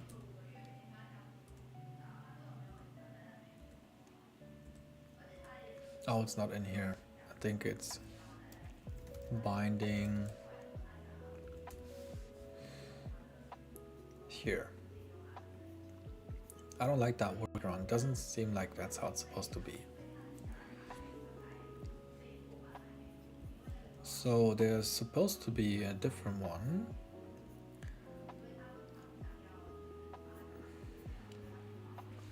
So let's move that one. Project. Just WishKit, right? Just WishKit. This one. Actually, we can just copy this one into read markdown. There.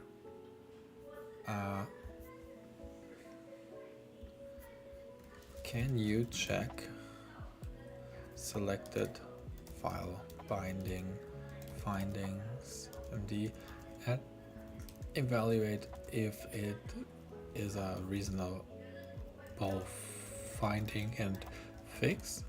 Take it with a grain of salt, my boy.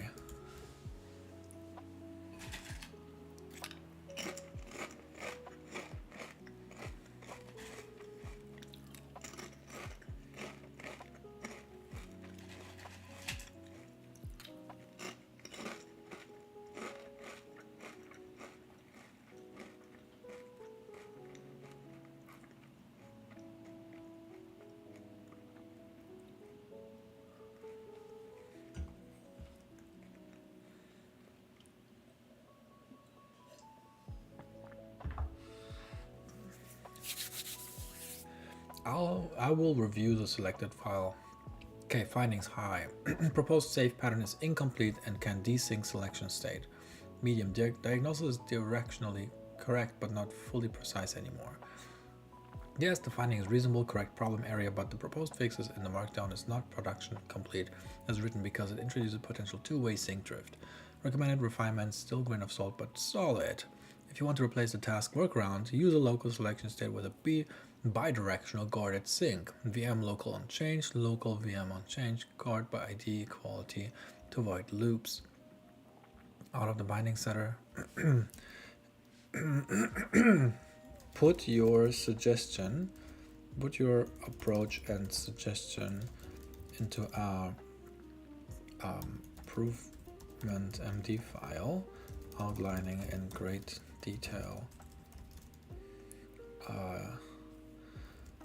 the code you plan on implementing.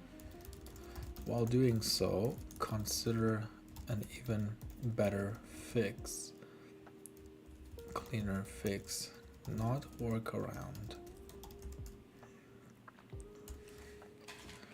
Let's see if you can find something.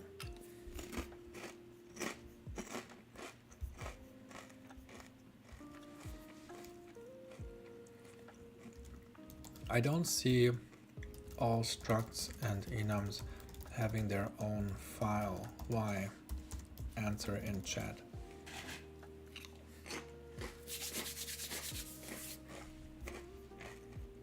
Why is this one not having its own file?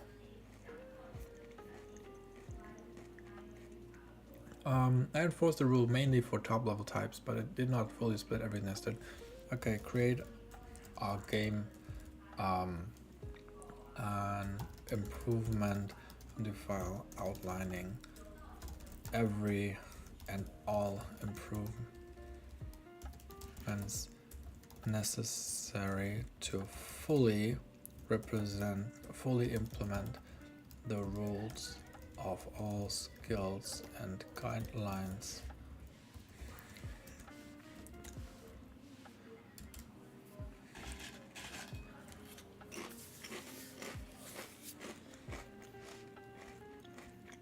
He missed out on some stuff.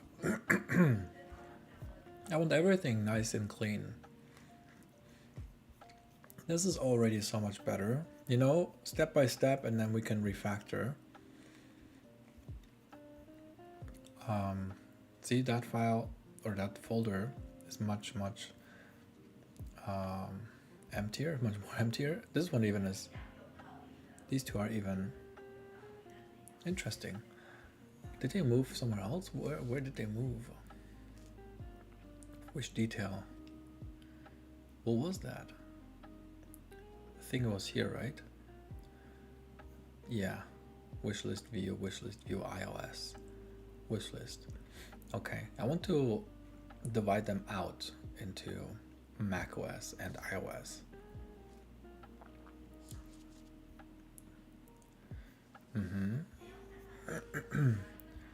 I finished the audit and identified. Okay, let's create the file then.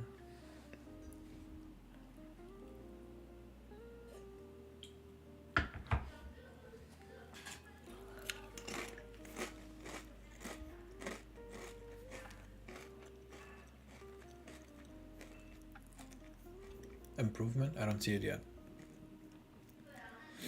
I'm now writing improvement MD. There we go. Let's see. First folders by migrating their files.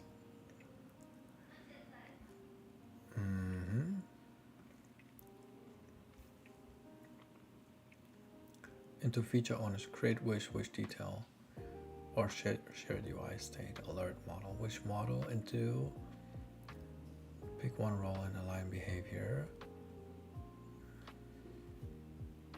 Empty deprecate directives after migration. Sure. Service store view model. Strict type per file compliance.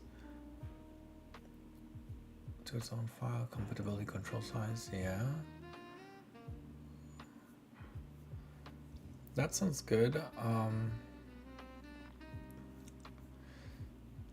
Including okay, go implement those improvements now. Now this is gonna be a restructuring of the project. And then we can still test if it's still working. But it should be. I feel like it should also move stuff around here.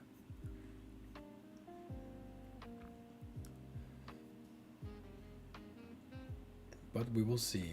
Shared UI, networking. Interesting. Interesting. It would have that and that.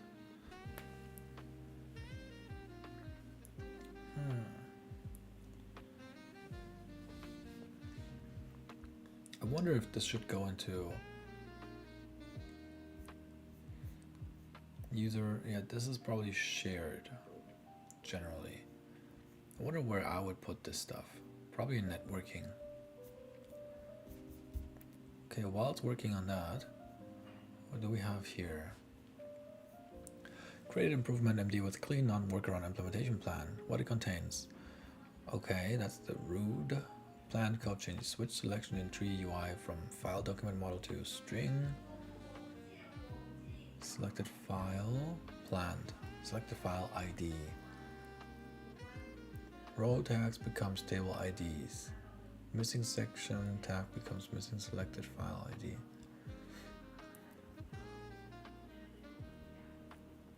Add a local state, local selected file ID on appear,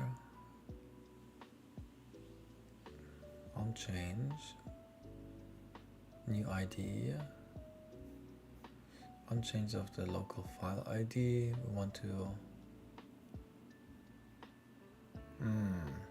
see VM to here and back from. That's so interesting. On change. But why is it that way? Why can we not have, we select something,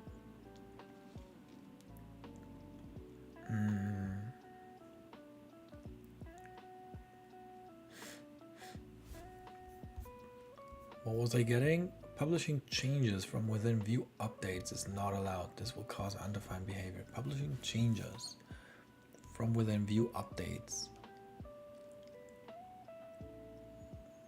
Because during binding set the changes during the update, it was setting the value in the model. Benefit, okay.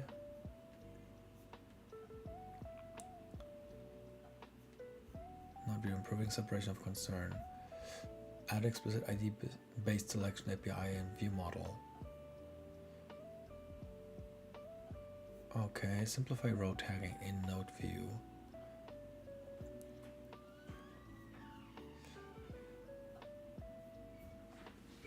Go and implement the improvement MD file and remove any and update it afterward, removing any item that's been addressed, so the file only includes actionable items. Feel free to add comments to the code base explaining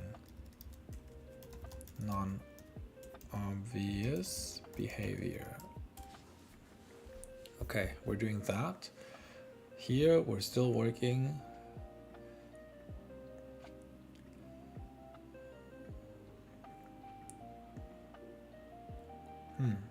This one is mainly comment stuff. Detailed wish view, comment list, new comment value. Yeah, because the detailed wish view doesn't do much, right?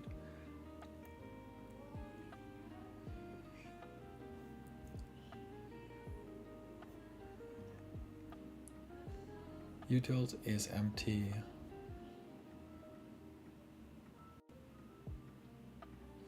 API is empty now. Did we move all the...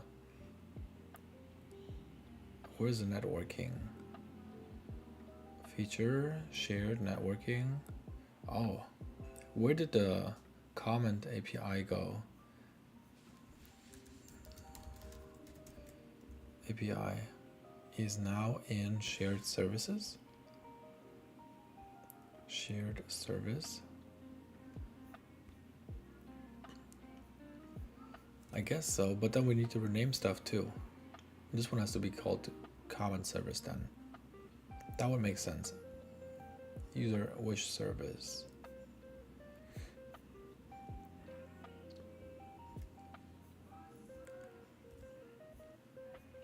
I'm curious about that one. And then we can make the list more Swift, more native looking.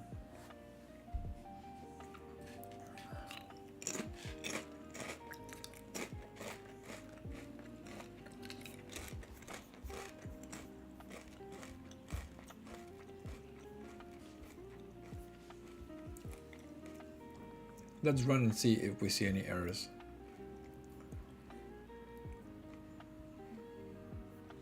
Still working as expected.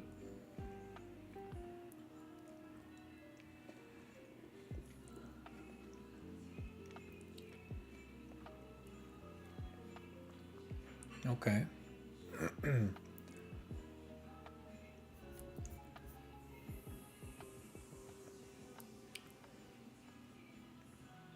This is an enum.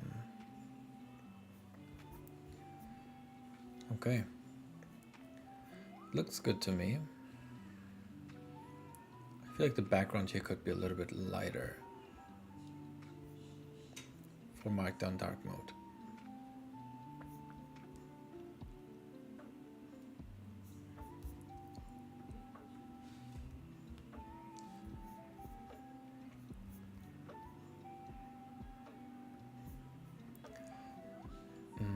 Yeah, it's still working.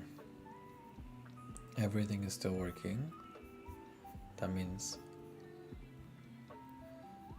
rewrote MD so now. Okay, runtime verification of selection flow. Yeah, we did that. Okay.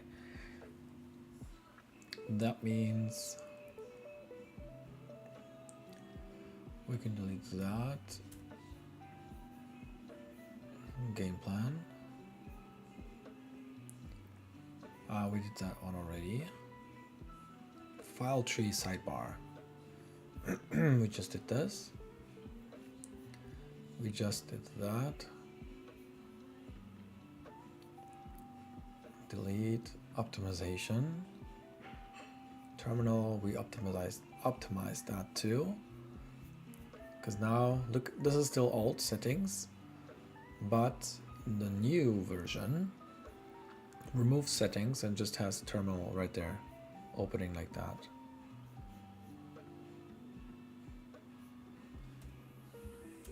So you can use terminal inside here as well. If you prefer Codex from here, right? You can do Codex from here. It would be the same as running it from here. Just maybe has some more like, what can it do? Oh yeah, you can paste images here. You can't paste images here yet. I wonder if I can introduce that feature. But yeah, at least this is performant. It was not that performant before to launch it. Okay, next, I want this one to show the source. But first we can commit that, I think. Oh, it would be better. Git status, damn, so much. Selected file binding, this one we can also delete.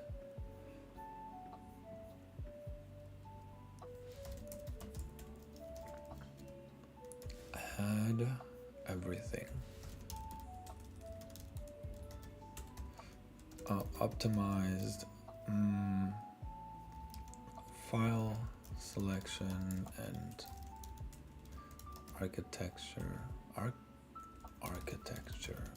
etc. Next, I want to switch from opening a file do open project instead, and then in the file tree display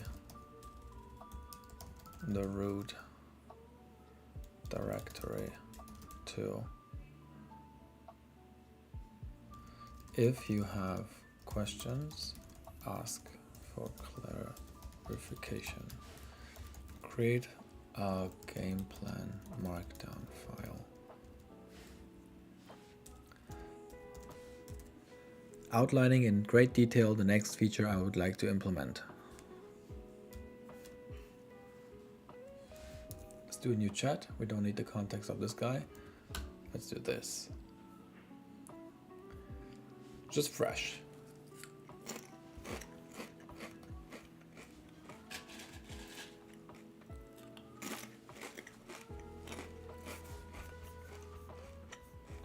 How are we doing here? Let's see. Let's rerun and see. Unterminated. String literal.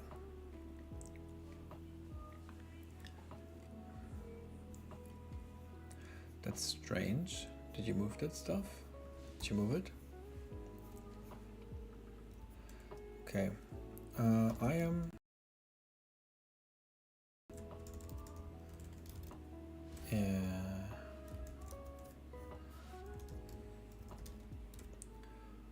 in API.swift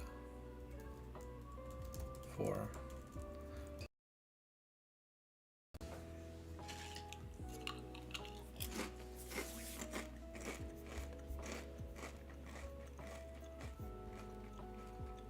okay, you get enough context. I don't know what my context limit is. I want my context limit to be shown here as well. I might just hit it at some point.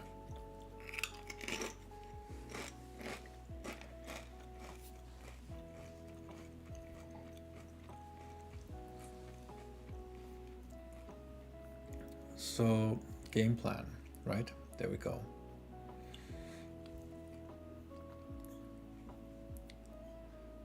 Replace the current open a single file entry flow with an open project directory flow, and render the selected project root directly as a visible node in the sidebar file tree. Yes, sidebar title button. Copy reflects project-oriented language, yes. Existing file selection, scanning, deletion, and watcher behavior remain reliable, yes. Okay. To unblock implementation decisions, should the root directory row be selectable or just a collapsible string? Every directory should be selectable.